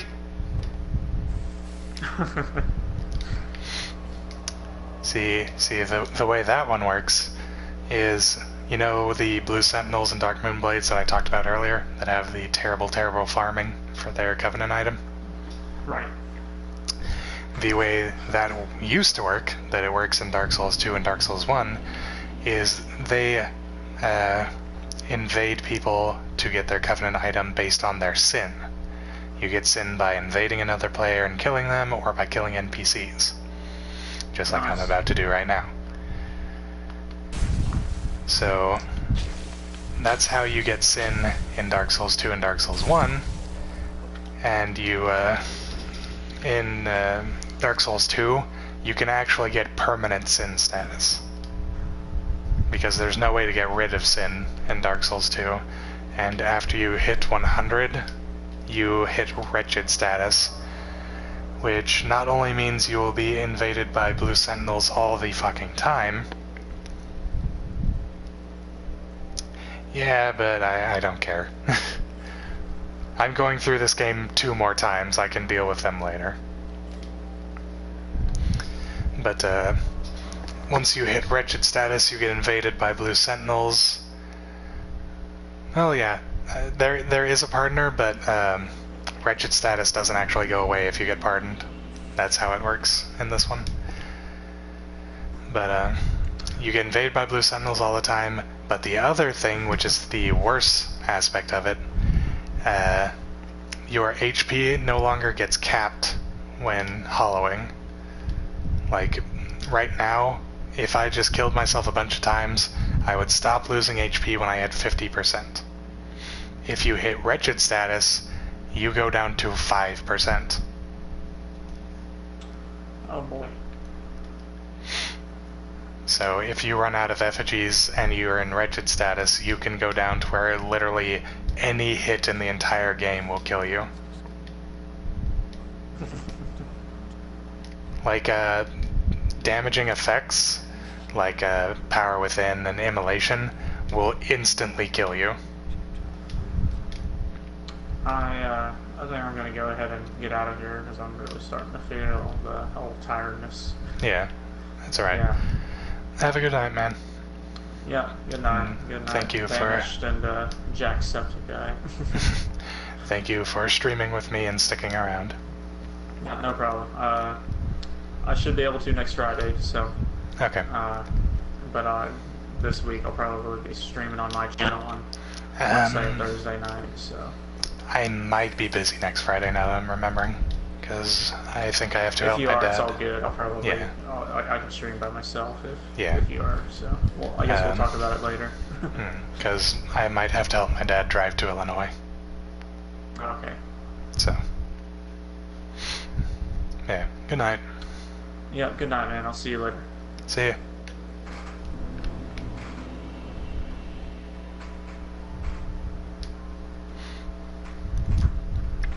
Yeah. As for Vanish, since you didn't seem to be aware of this,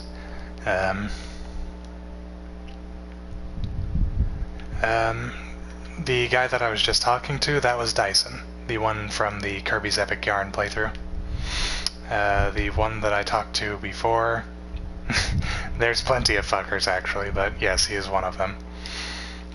The one that I talked to during my first stream, was Brandon, the CEO and or owner of this channel.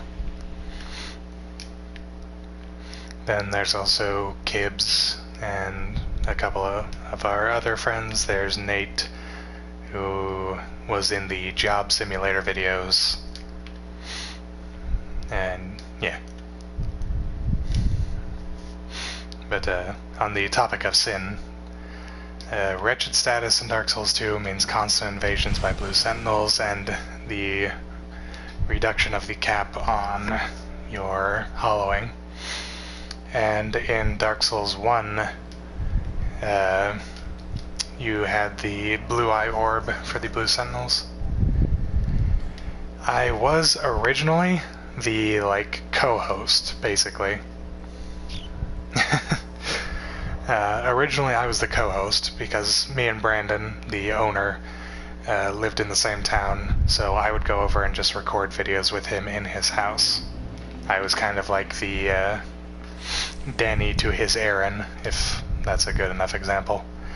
But since I have moved, my thing, since I have better internet, is streaming and PC, which I have done some PC games, but they just haven't been uploaded yet because Brandon hasn't taken the time to run through and edit them and all that. Because I've recorded some Dead Cells, a couple episodes of that, and I'm actually planning sometime soonish to record some episodes of Dragon's Dogma, since it's getting a PS4 and Xbox release sometime soon. I figure drum up some interest for the game so people can see what it's like and fucking see if they would want to get it. Because it's a very good game. If you haven't played Dragon's Dogma, I would highly, highly recommend it. It's like a combination of Monster Hunter and what am I thinking of? Dark Souls and Monster Hunter kind of thing. If you put those two games together, you would get Dragon's Dogma.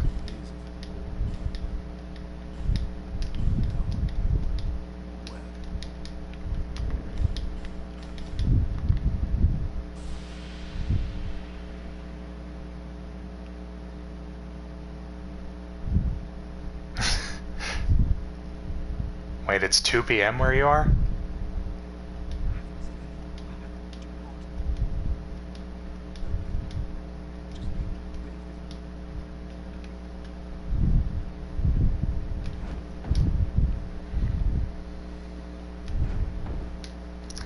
Okay, so I'm noticing a bit of a pattern. Our audience seems to mostly be European, or that kind of area of the world. Because for me, at this current moment, it is 5:04 a.m.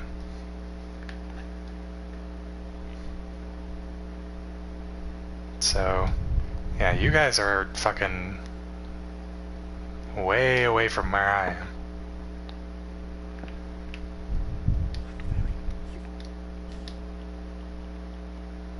Alright,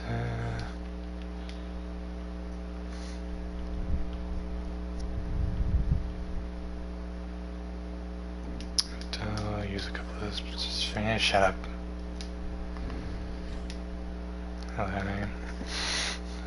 Yeah, well, Jack, I know you're, what did you say, England? Or are you just English? Or British, or whatever you want to call it? But,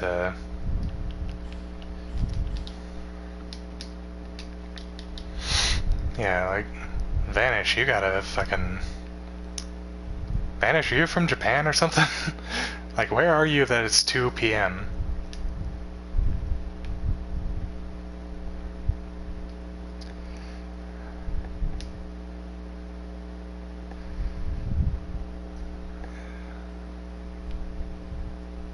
Yeah, okay, you live in England.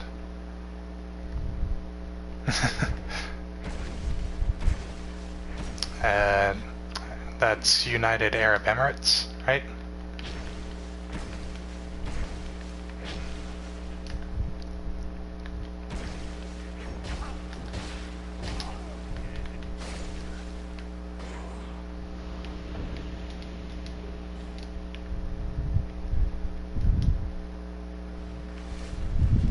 Yeah, I've heard of it before. I couldn't exactly tell you like everything that's within it, unfortunately, but I've heard of that. I mean, like I said, I'm not like super knowledgeable, but I do know of it.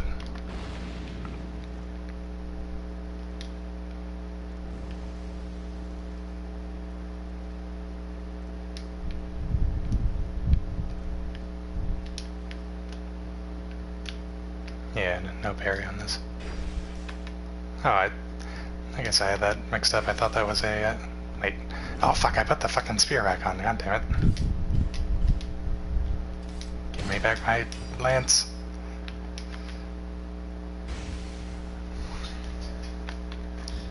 No!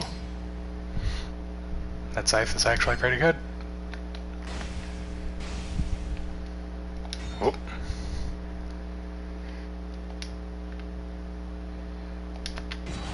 Damn it.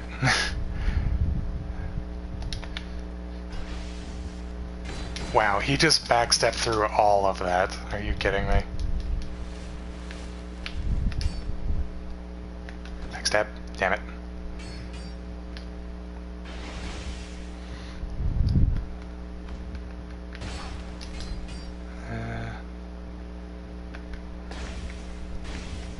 What was after not fully blind because? YouTube doesn't like long comments.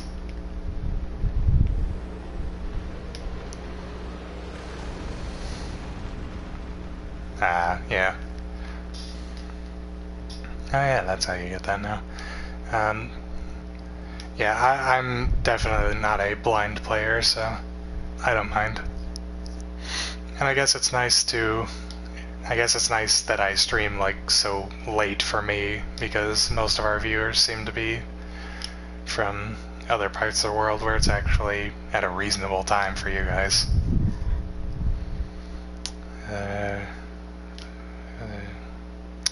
Yeah. See, Dyson is fairly new to the series. Like, he hasn't really played it too much, but he doesn't really care too much about getting spoiled, so he doesn't mind me talking about lore and talking about, like, enemies and shit. Because I think I mentioned before, but he's the one that I'm going to be playing through the entire Souls series with at some point.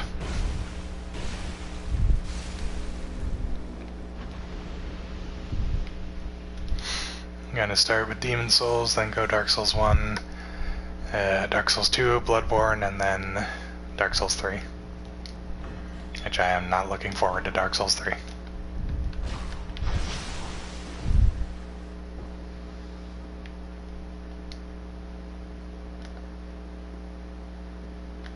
I suppose that makes sense.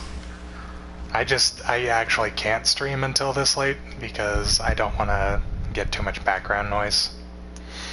Because my house doesn't exactly have like great wall thickness for sounds to not get through, because there's a TV like directly on the other side of my wall, so it's like if that's running at all, it's just gonna immediately pick up. So I have to wait until everyone goes to bed. Yeah. Well, like I've mentioned before, I always look at these games from the aspect of an invader, and Dark Souls 3 is the worst game in the series to invade in, bar none. In fact, if you go back and watch the beginning of the stream, you will hear me bitch quite frequently and quite in detail about this fucking game. Or not this game, but Dark Souls 3. In fact, I think I still was bitching about it a little bit after you showed up.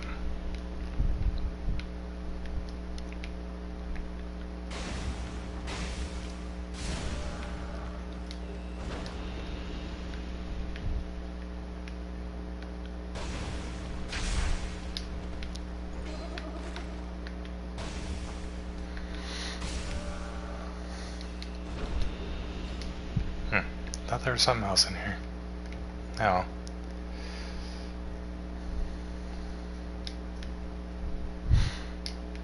But, yeah, Demon Souls and Dark Souls 1 is just going to be Dyson playing through by himself, and then I'm going to just be there with him, just kind of guiding him through. And then when we get to Dark Souls 2 and onward, we're going to play through together co-op, because those are the games where it makes it easier to actually do that.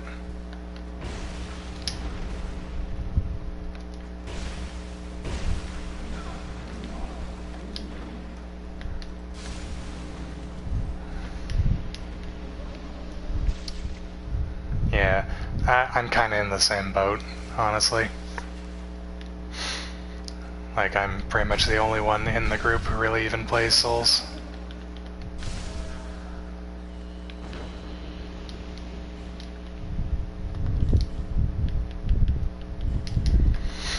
Dyson's about the only one who has any other real experience with it. Kib sort of does, but not all that much, and Brandon, if you've watched any of our videos going over Dark Souls, you will know that he's just generally not good at video games. Especially Dark Souls.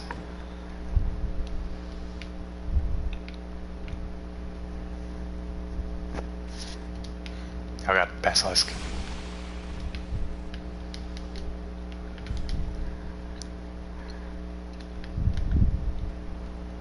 Hey, since somebody mentioned they didn't know you could backstab the fat guys, did you not know you could backstab these guys too? Oh god. Oh fuck.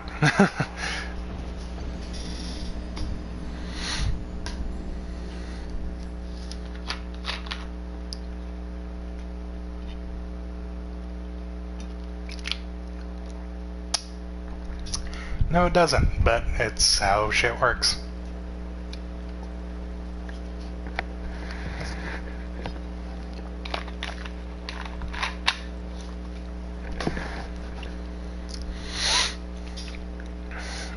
The ogres, I think, are a little bit bigger. Like, those things may be kind of monster-like, but they're still generally human-sized. Like the big guys in the dragon area, or the dragon shrine, the Drake Keepers, you can't backstab them because they're bigger than you are. But like, I think most enemies that are generally your size can be backstabbed. I mean, fair point, but then you'd be able to backstab like that giant basilisk right there, and that'd probably be weirder. Of course, then again, if you think Bloodborne, you can do a backstab on the giant pigs. So, I don't know, maybe they just didn't have the technology for that at the time.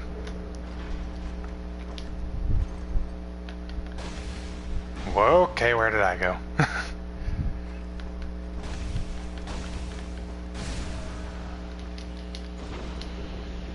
I am Black Witch Staff.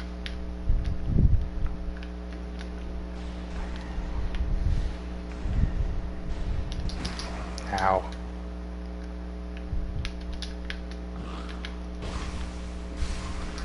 Ow. I think I used to try practicing parries on these guys. Elizabeth mushroom.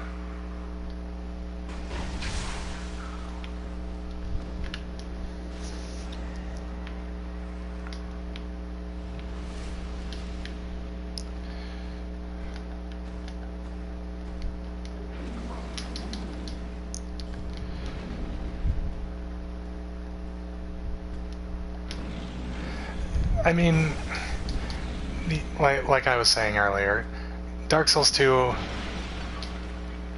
Yeah, Dark Souls 2 has its flaws. Like, it's not a perfect game by any means. But there were so many good ideas in Dark Souls 2 that just didn't get put into the other games, and it's just really disappointing. Because, like, dual wielding is only good in Dark Souls 2. Infusions are the best they've ever been in Dark Souls 2. PvP is the best it's ever been in Dark Souls 2. Like, there's just so many things that Dark Souls 2 did better than any other game in the series. And nobody gives it credit, and it's just really sad.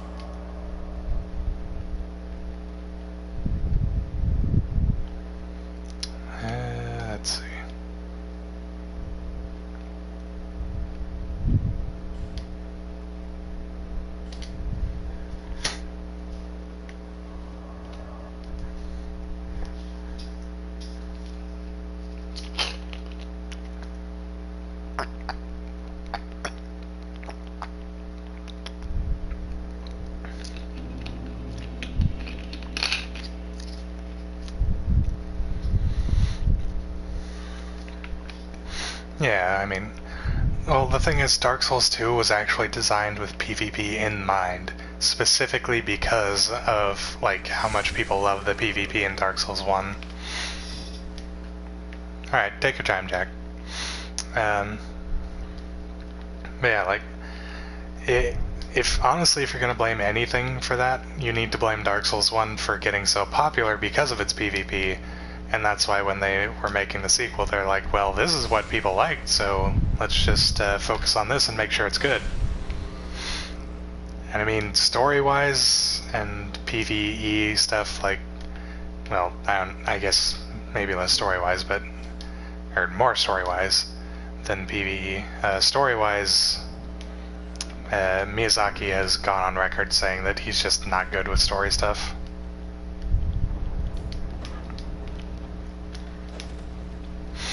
Like, Miyazaki himself has, like, designed and put into the game some of the levels in Dark Souls 1. Like, he was the one who actually physically made the level. But when it comes to writing story stuff, he's gone on record saying that he is really not good with stories. Which is kind of why story stuff in Dark Souls is really vague and stuff. But in a way, that's kind of what made the story popular with Dark Souls, because it was unique and different. It didn't just spoon-feed it to you, and you had to actually think about things and understand them on a more intimate level, because it's not just, oh, this is how this is, and this is exactly how this is. They probably didn't know about you at the time. But, yeah, that's why Dark Souls story is the way it is, just because Miyazaki just doesn't know how to write stories. It still ends up being good. Like, there's nothing wrong with the stories that are in the game, other than slight inconsistencies or confusing bits, but, like, just how the story is presented and what content is there, it's all good. It's just, that's why it's presented in the way that it is.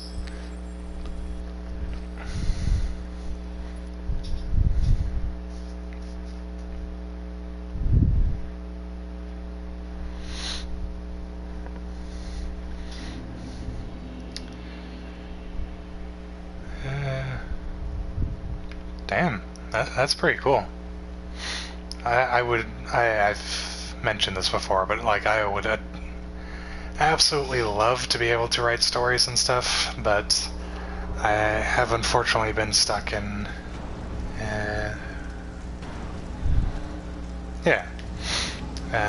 I've unfortunately been stuck in a permanent writer's block since I was young, due to the unfortunate fact of I had a writing assignment for school, and it was something to do like after a book.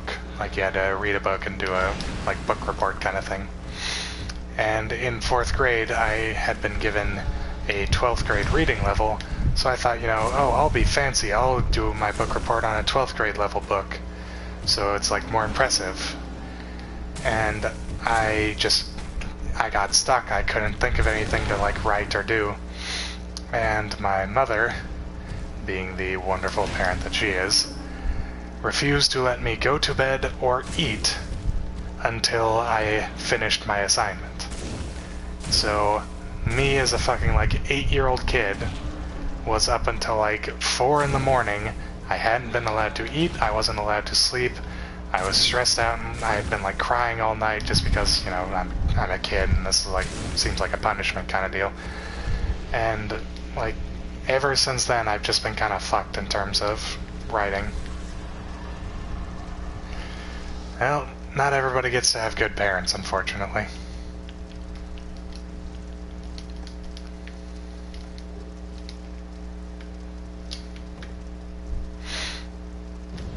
Yeah, like, ever since then, I just have not been able to write for shit. It's because I get started and then I just can't think of something and I just freeze up. And the unfortunate thing is, like, even if I can get something, like, even if I have a story in mind, if I make a single spelling mistake or I, like, scribble a little bit, my mind's like, oh, you need to go back and fix that. And then I go back to fix it, and then the entire story just goes out of my head, and I just completely lose it from there. And then I never end up being able to get them back either. So, like I said, I would love to be able to write stories and stuff, because I have all these ideas for stories and things in my head, but unfortunately that's just not gonna work for me until I can get over that deep-seated fucking childhood trauma kind of thing.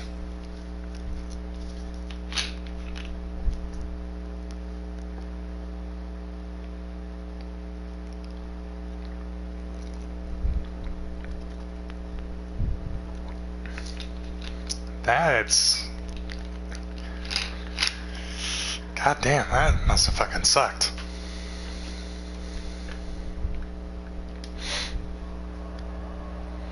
I have never really had chores, so to speak, but that's mostly just due to my parents not really giving a rat's ass. Yeah, we need to go back here.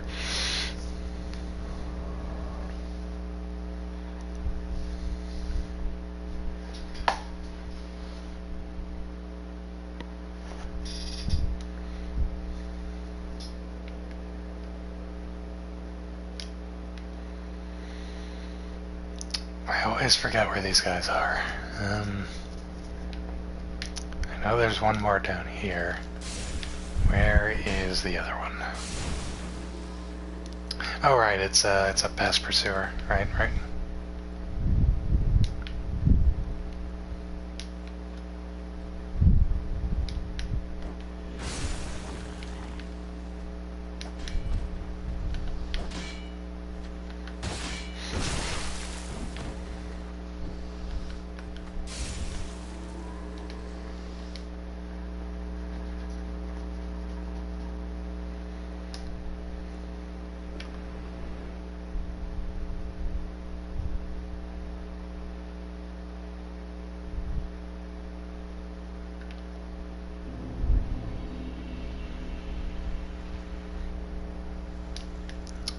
Let's see.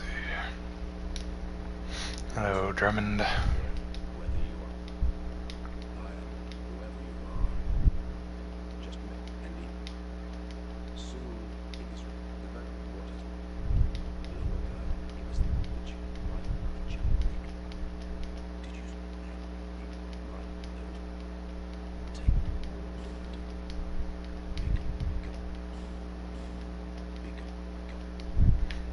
Nice.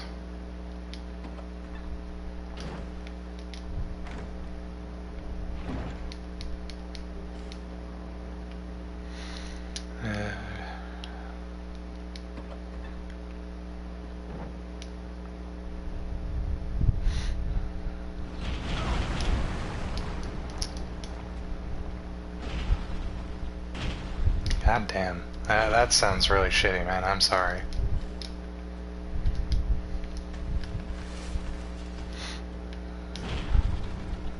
You don't still have to do that, right?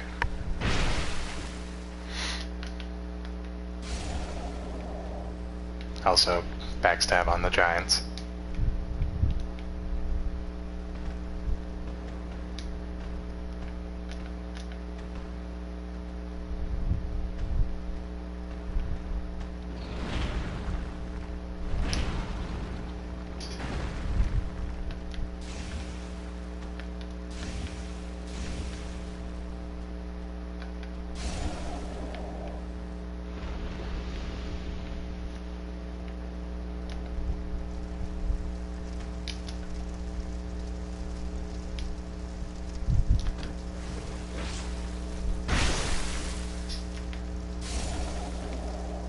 Nice.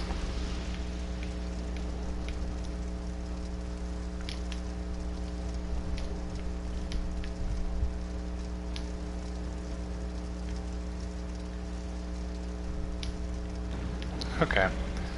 I mean, that's better than nothing, pretty much. It's better to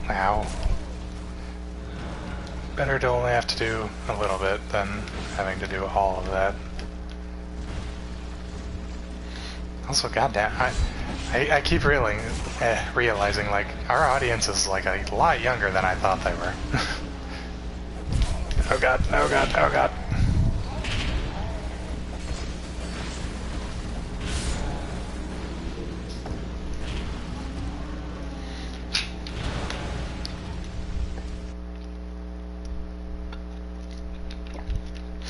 Well, I hope things get better for you. Oh, I am 21, turning 22 in fucking like 4 months. Yep, 21.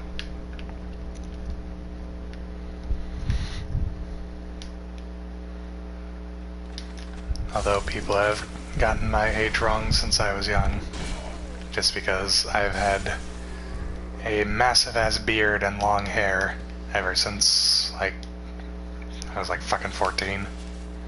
So, I remember, me and one of my buddies from back home, for some reason, were bored in the middle of the night, and we decided to play fucking, badminton out in the middle of the street at like 10, oh, well, yeah, thank you though. Still got like 3 months, 4 months, something like that. It's middle of December. But, yeah, thank you. Me and my buddy were playing badminton out in the middle of the street in the middle of the night because we were bored and stupid kids. And a cop came by, and apparently he thought that we were having a fight. So he, like, pulled over to stop us. And he asked me my age, and I don't know why, but I said that I was 18, and he believed me, so... And I think at the time I was either 13 or 14, so... Yeah, I've always looked older than I am. Oh god, these guys are so weak to dark. Holy fucking shit.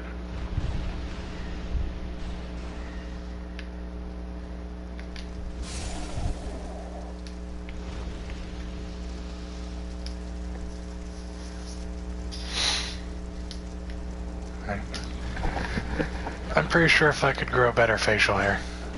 Yeah, I actually did. No joke. I can't grow a mustache though, which is something that's always bothered me. But if I could, I'm pretty sure people would think I'm in my 30s. Like, I have no doubt in that.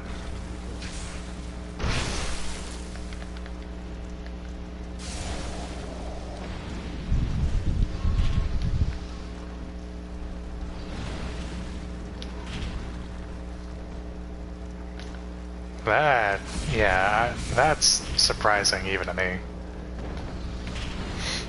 Fucking kids these days are growing up way the hell too fast.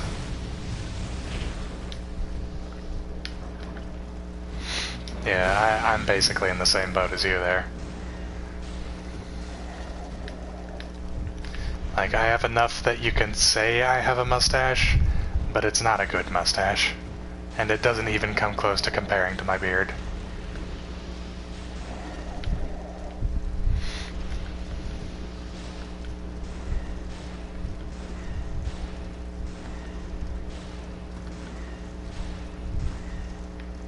Nice.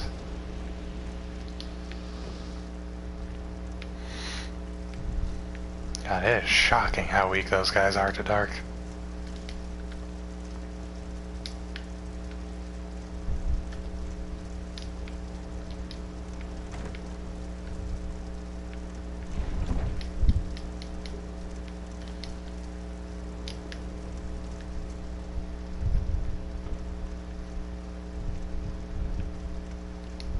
Really? Like in... Was this like in a specific part of the world, or was this just like the general size of the average newborn? Or was this like one newborn in specific?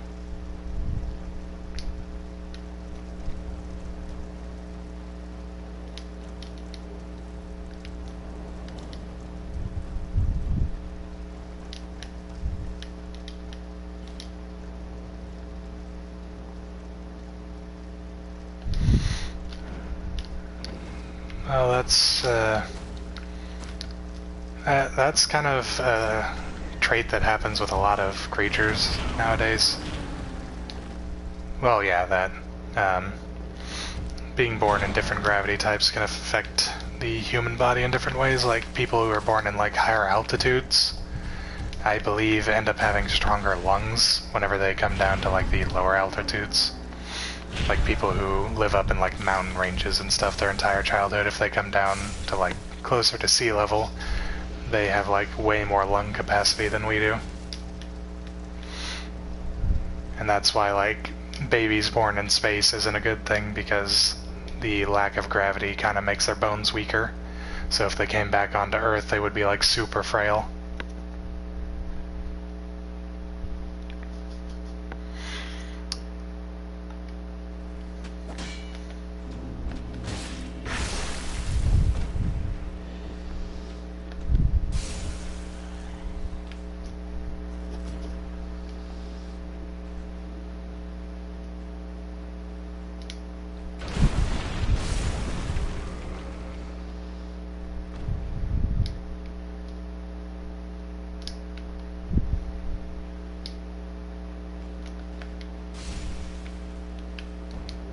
Oh.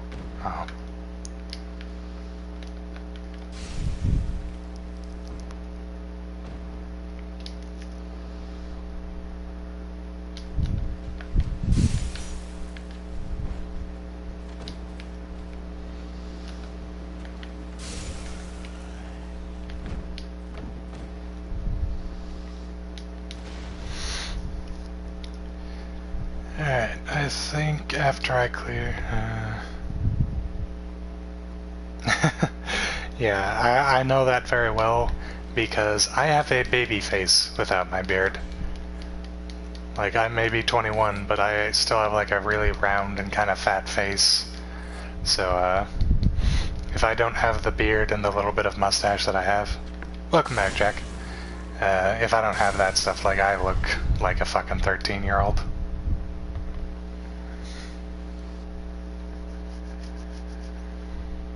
It's also kind of why I like having my hair long, because it kind of adds to the effect.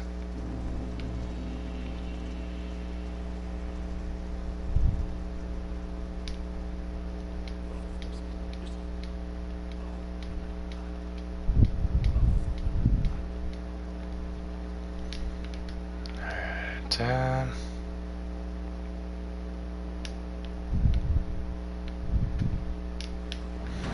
nope. Not where I want to go.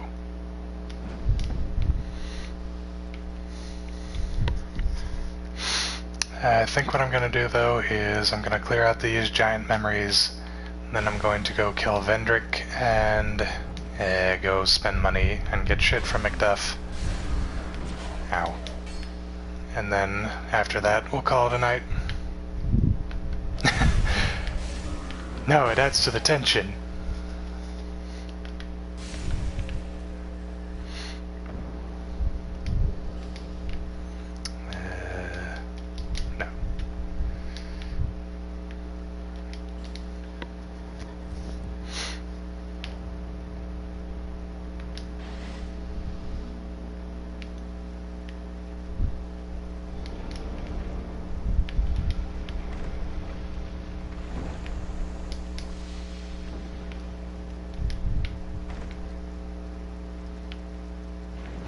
I have to spend 14k of this at McDuff. Because I need to get his stuff for one of the achievements.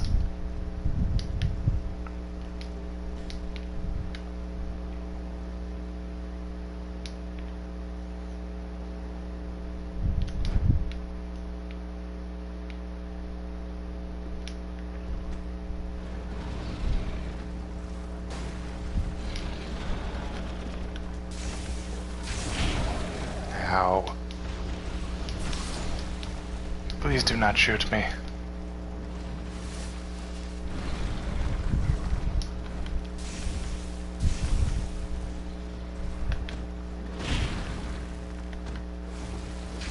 Nice.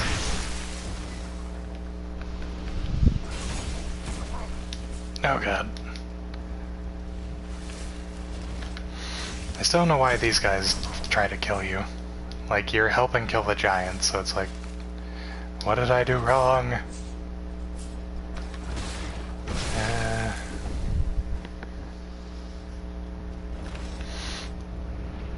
Whoa, that spear's going places.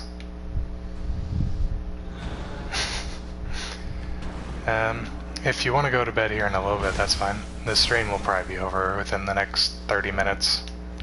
So, it's not like you have to stay up for that.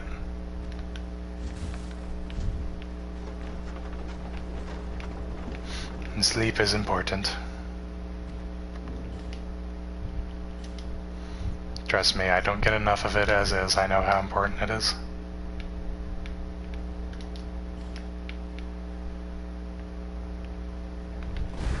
No!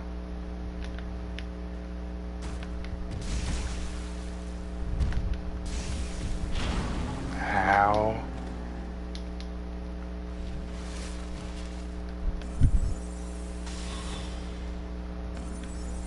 I mean, naps are good too.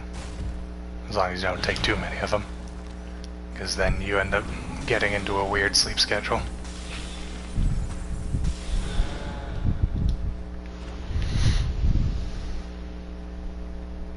Oh, I forget that people don't already know that, because you guys are new to the channel. I am Jake. I go by Jake. My actual name is Jacob, but yeah. Brandon refers to me in videos as Master Jake, because he made a fucking reference to Aqua Teen Hunger Force like an idiot. Yeah, that is my name.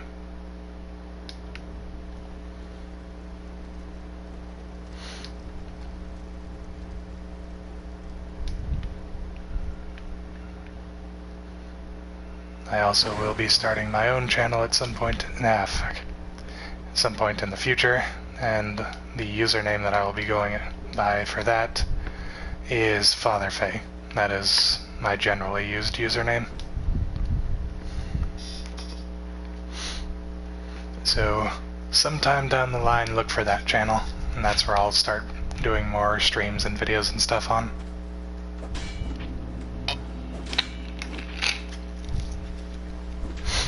I would like to have a little bit of a more professional setup before that point, though. Like an actual microphone, and get the acoustic panels that Brandon's sending me so I can cancel out some noise. No, not Day. Faye. Close. It's F-A-E. Wake up early, decide for next day, I think we accomplish, but then I wake up at, like, something. You wake up at, like, what, Vanish?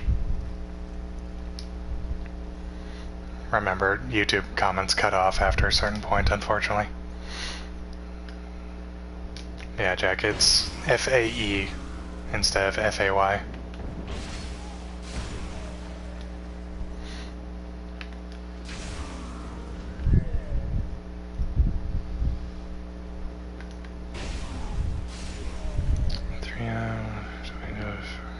Yeah.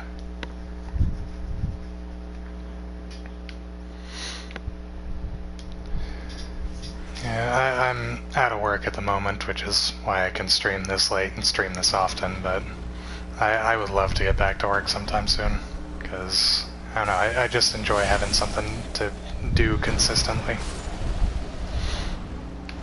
It's like, when you don't have anything to do during the day, it just ends up being boring, so... It's like, basically, I get where you're coming from when you say that.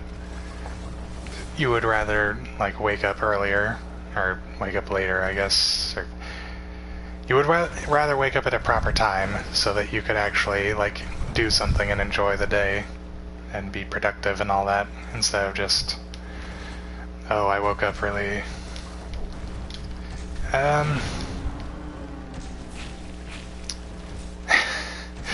God, no. I wouldn't even do that if I was getting money for it. But, in terms of going solo, it's pretty much just down to when I have the equipment. I'll still do stuff for Phuckers, like I'm not just gonna abandon this channel, but I'll be doing more of my own content. But, yeah, once I get, like, proper mic, get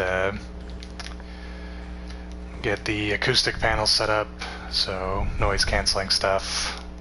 I'd prefer to have a better internet connection just because, but I can deal with the one that I have right now. Just stuff like that. After I have all that set up, then I'll make my own channel.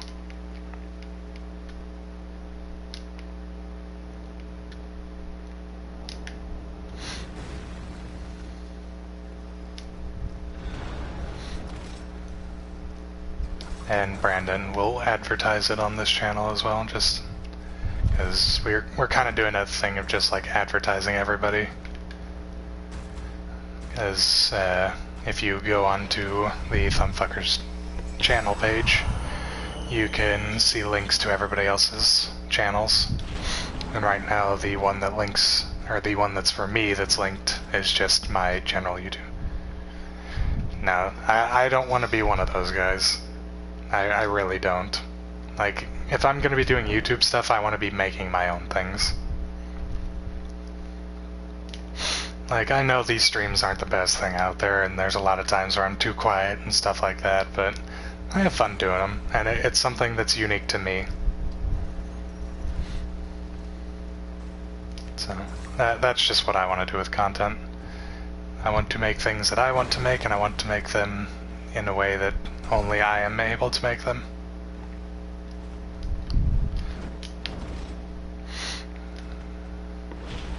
Yeah, I figure, because I know Vanish was as well, but still, it feels like it was a worthwhile thing to talk about it.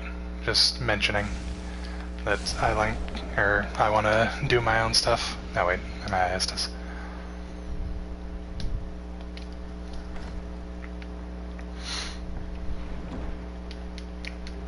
Feels better to be able to make your own content than just rely on somebody else's.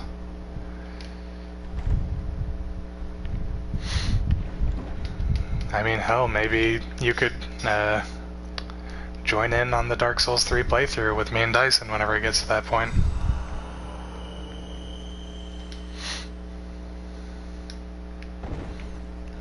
I'm sure he wouldn't mind, and I can always ask Brandon if that would be okay.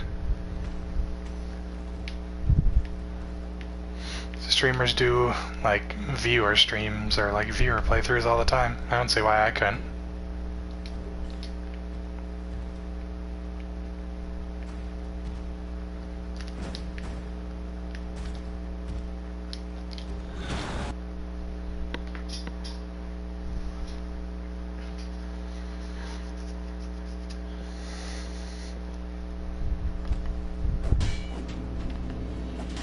Alright, 5 giant souls. Oh, that's fine, man. Like, honestly, just don't give a shit about what people think. As long as you're having fun, that's all that matters. I mean, my mic has a constant fucking droning sound, and I sound fucking weird as shit anyway, and I don't care. And besides, then you can tell all your friends you got to be on YouTube.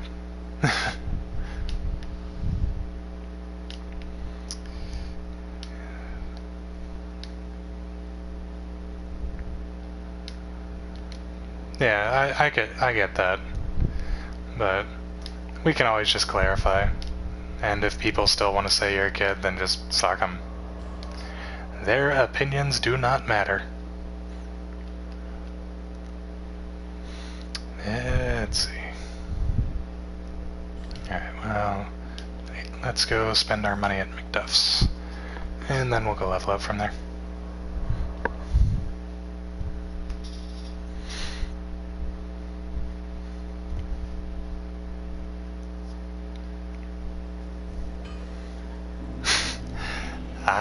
I mean, who knows, maybe one day. It's entirely possible. I know I'm not against it, and I don't see any reason anybody else in the group would be. If you have fun making videos, and you don't mind maybe being a little bit awkward at times, I don't think anybody would tell you no.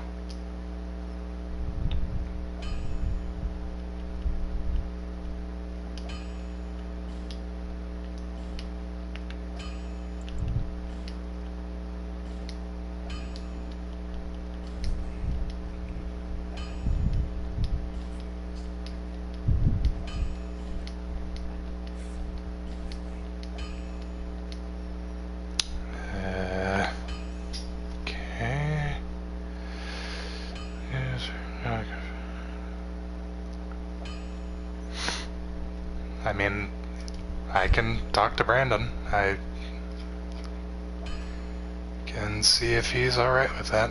Because unfortunately it's not just up to me. That's something that has to be discussed with the group, but I mean, if you're up for making videos and sending them in, or just uploading them to the channel.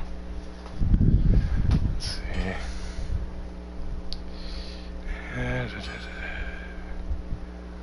Souls, and then talk to him. Okay. 14,000. Do I need to...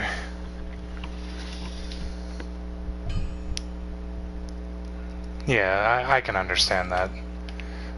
Like, doing all sorts of videos and stuff, and all these uploads, and putting all this work in, and just not ever getting any support. It makes it kind of hard to stick to it.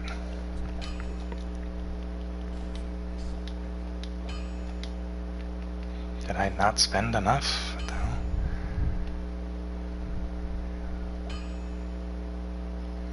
Yeah, that's... YouTube is really bad about that, unfortunately. Like...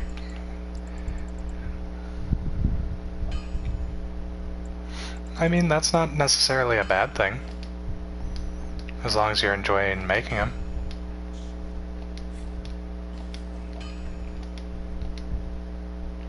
Okay, McDuff, what the fuck? But, yeah, I definitely understand where you're coming from, though. Infuse this one dark. Yes.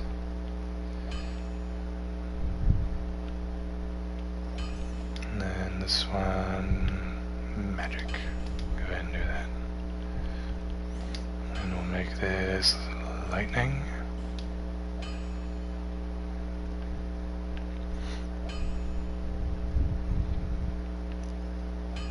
But yeah, Vanish. Like if you're serious about wanting to join, just let me know and I will talk to Brandon about it. I have no problem with that.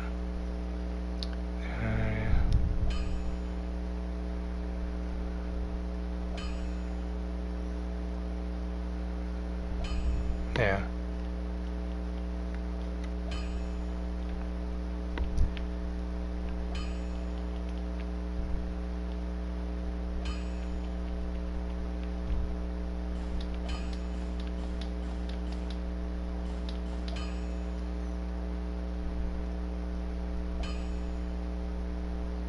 I suppose.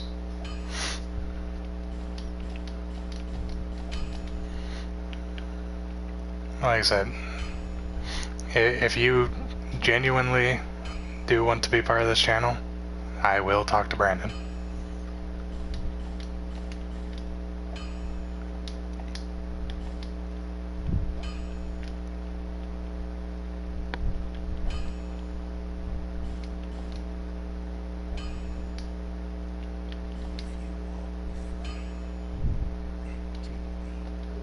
Damn, finally.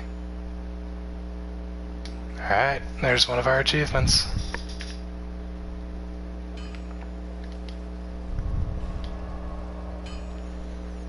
Okay. Let's go fight Vendrick and then we should be good.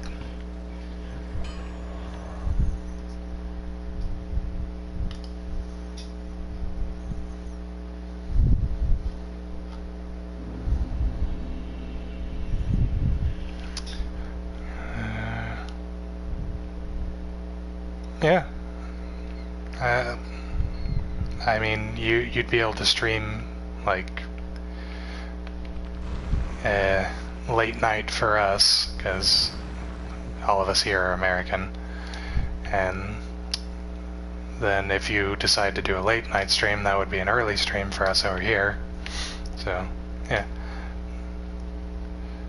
Second screen or anything so I can reach it. If you're playing on PS4, you can do like what I'm doing right now and have it on the side. Unless you're doing PC stuff, which, yeah, that's a bit more of an issue. I'm sure there's some way to get that set up.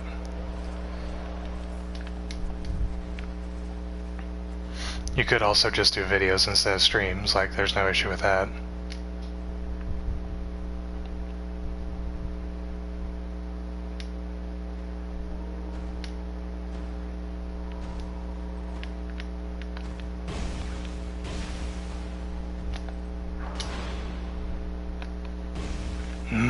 That good Vendrick damage though.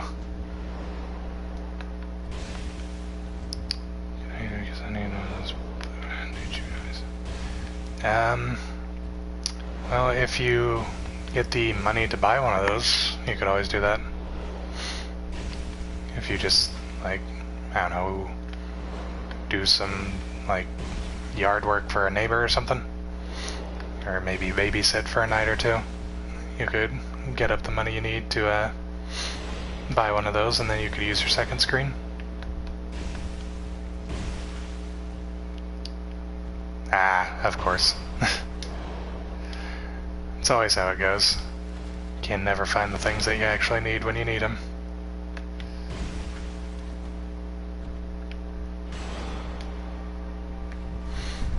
Yeah, I mean, if you want to just do regular videos, or if you want to do streams, anything seems fine to me.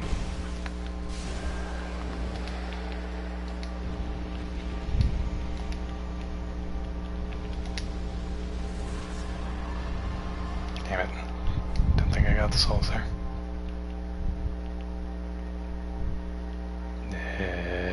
There.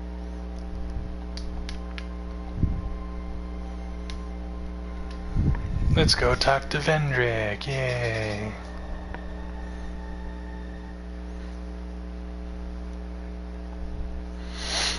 I'll actually let his dialogue play a little bit, because he has a fucking sexy ass voice.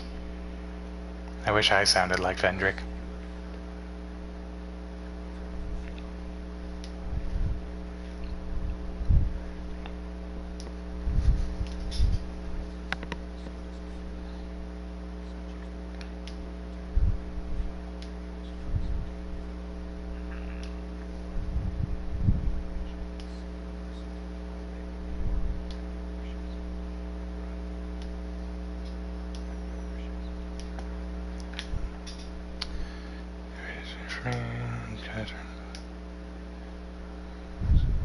Yeah, that could work.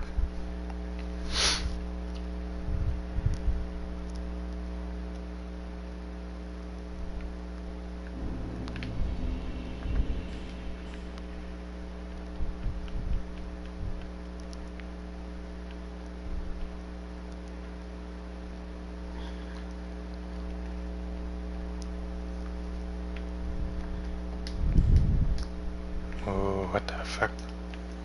I forgot that's what that looked like.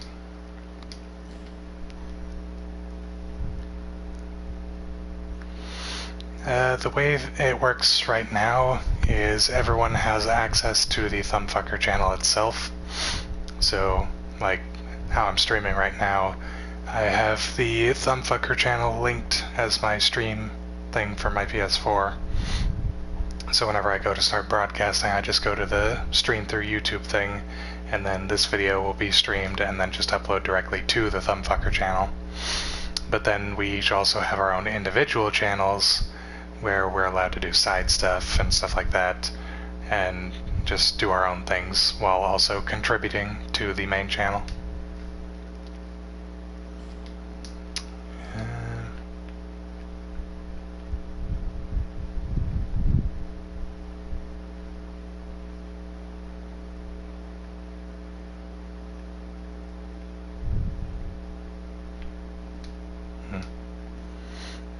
Alright.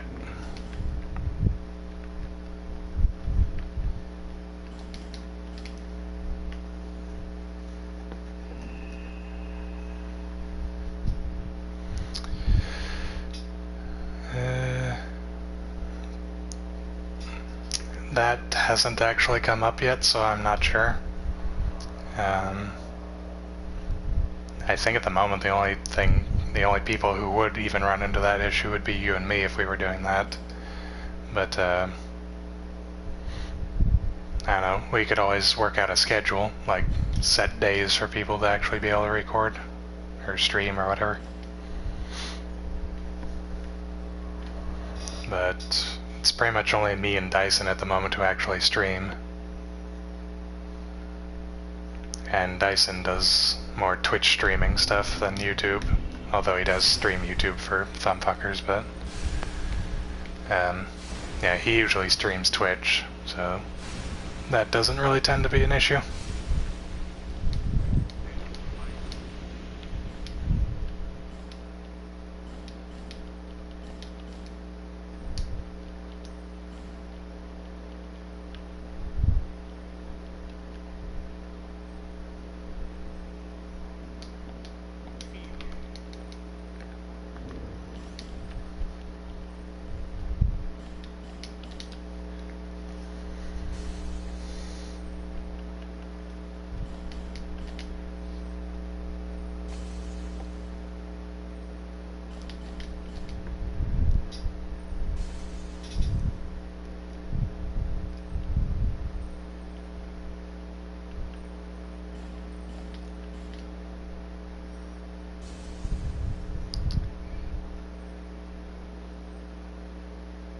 Alright, I'll ask him tomorrow morning, or tomorrow afternoon sometime.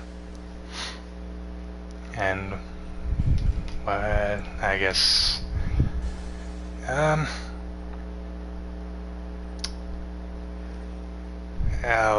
figure something out. Do you have a PS4?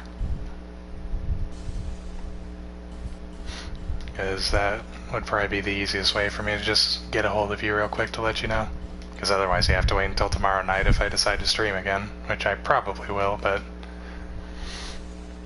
just in case I have something to do or I end up having to go to bed early or something. Yeah, well, that's fine. It was more just as like a way to get a hold of you. Because I don't want to like ask for a phone number or something. Actually, just give me a moment. I'll put my PSN in the stream chat, and then just go onto your PS4 and add me, and I'll get a hold of you that way.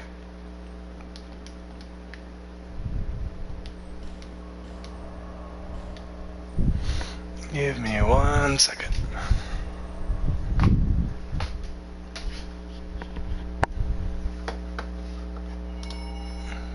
And that would be my phone alarm going off.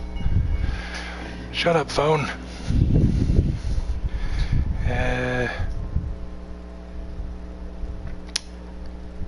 I don't think I have that, unfortunately.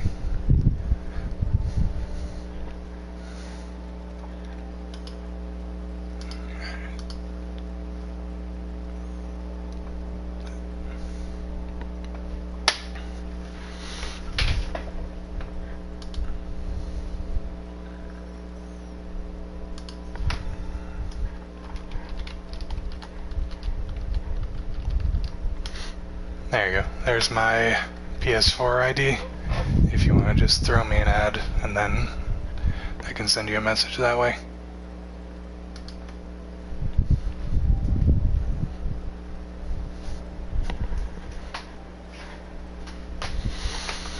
Okay.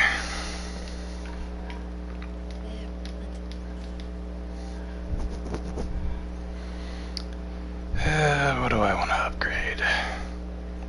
Probably use some more stamina, honestly.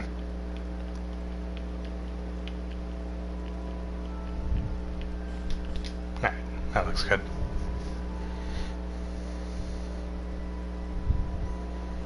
And then... actually, I'll go do the Lycia event real quick. Then after that, we'll go ahead and end the stream for tonight.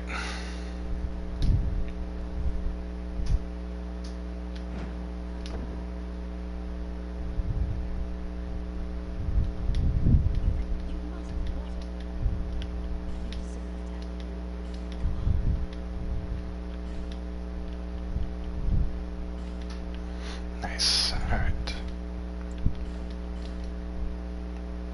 Just gonna buy up those, and now time to murder you.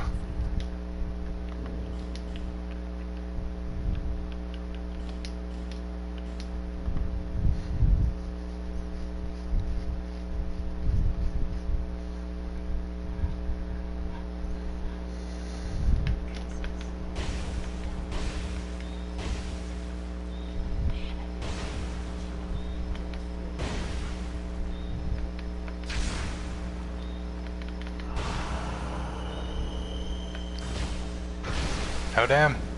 Backstab through the fucking insta-wog. Nice. Awesome. That went significantly better than it usually does.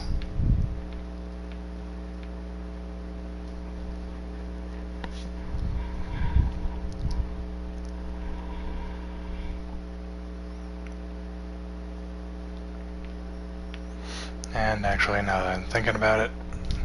Wait, I don't have enough souls. Never mind. I'll do that next time. Okay, it's time to go do the usual outro.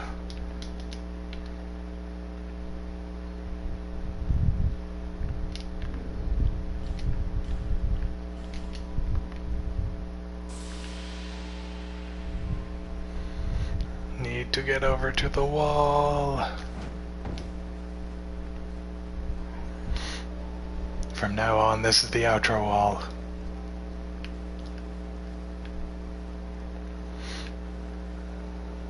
Alright. Thank you everybody so much for joining. Thank you everybody who came by and watched. I'd like to give a shout out once again to Vanished and Jacksepticeye and No, who stopped by for just a moment earlier on. And I would also like to thank Dyson for showing up and streaming with me tonight and keeping me company for a while. And as I said, Vanish, I'm gonna get a hold of Brandon tomorrow and I'll let you know as soon as I can what he says. Yep. And I'm gonna go ahead and end the stream tonight, so... Yep. Thank you for enjoying it, and thank you for your continued patronage. I will probably see you guys tomorrow. Thank you, Jack. You guys have good days, and don't stay up too late. Otherwise you'll miss my stream tomorrow because you'll be sleeping. Alright. Have a good day, guys. I'm going to bed.